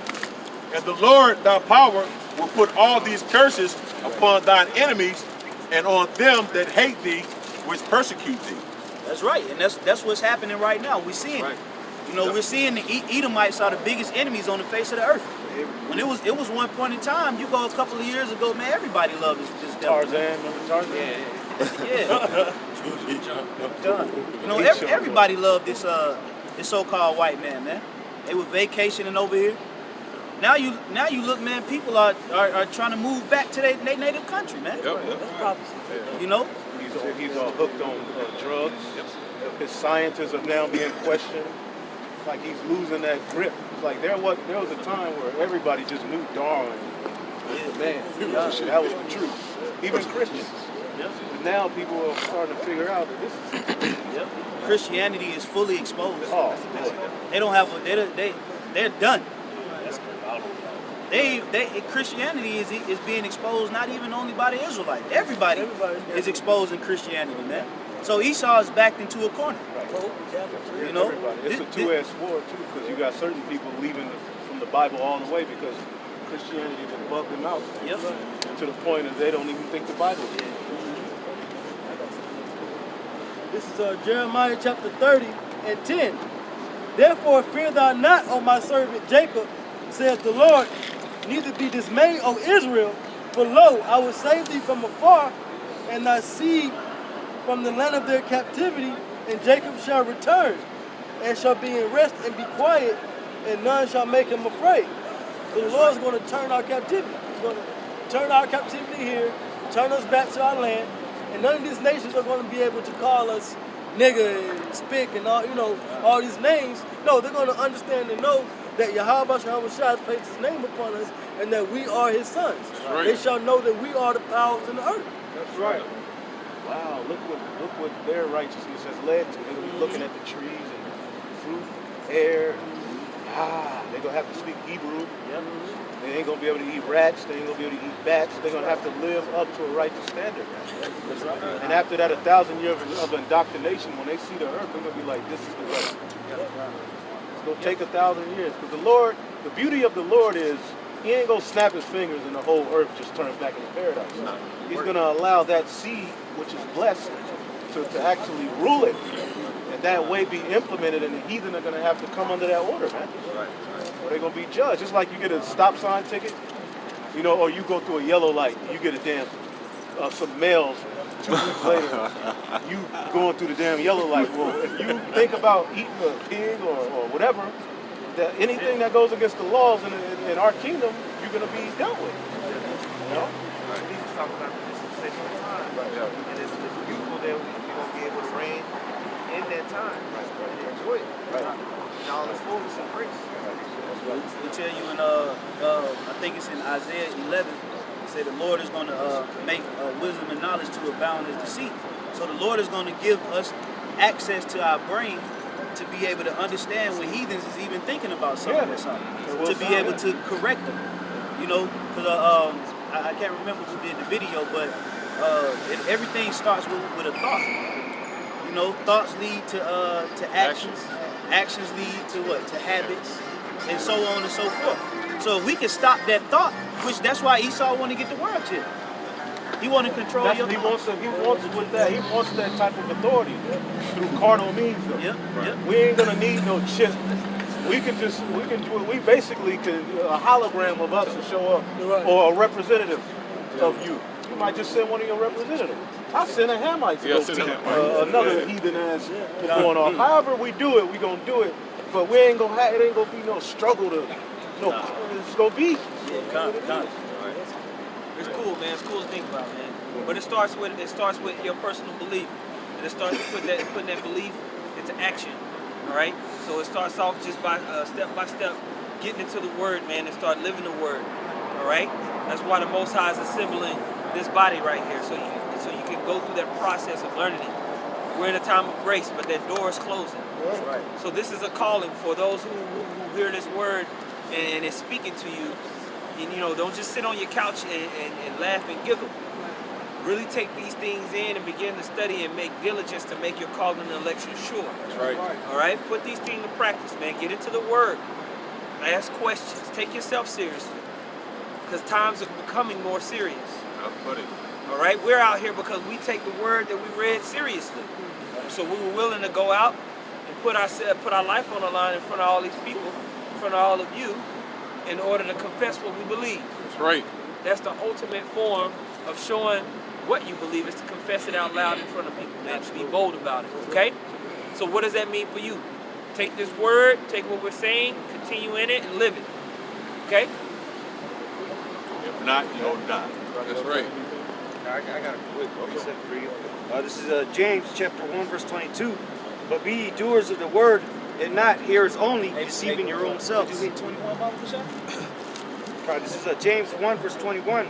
It says, wherefore lay apart all filthiness and superfluity of naughtiness. Like the elder was just saying, hey, believe it, embrace it, embody it. You know, because greater is he that is in you than he that is in the world. So how you carry yourself and when you're around brothers, when you're around people that don't know the truth, that's what it's about. That's showing that you're receiving this word through your actions. Okay? Go ahead, bro. It says, and receive with meekness the engrafted word, which is able to save your souls. And the key thing right there is receive it with meekness, with humility. Let this word just feed your humility. Be humble, man. And if you struggle with humility, pray for it. Fast on it. You know, that's one of the greatest characteristics that a man can have, because many don't have it. And it tells you in Proverbs 22, it says the riches and the honor of the Lord is through humility. And you have to receive the word with humility. That's the only way that it'll resonate and it'll grow within you. It's engrafted. It means it's already in. That's right. Verse 22 says, but be ye doers of the word, and not hearers only, deceiving your own selves. For if any be a hearer of the word and not a doer, he is like a man beholding his natural face in a glass. When you can align your thoughts and your words and your actions, that's power. You gotta combine them. The brother talked about belief and how it leads into your thoughts and how that leads into your attitude, which leads into what you speak, and it leads to what you do. When you align those things, that's power. People follow that. Okay? But the key of this thing is leading yourself through the spirit, man. Grabbing it, leading yourself, fitting into the bigger picture to the best of your ability. That's right. You know? So let what you speak and what you do connect. That's right. And we all struggle with that, man. We're in this flesh, but the point is to fight for it, man. And the Most High make up the grace. That's why Yahweh Shai died. Okay? So with that, hopefully our edified will give all praise to Yahweh. Yahweh, Ba'ashem, Yahweh Shai, Ba'ashem, Rakak Wadash. Double honors to the apostles and elders at Great Millstone. Peace and salutation to the elect. Shalom.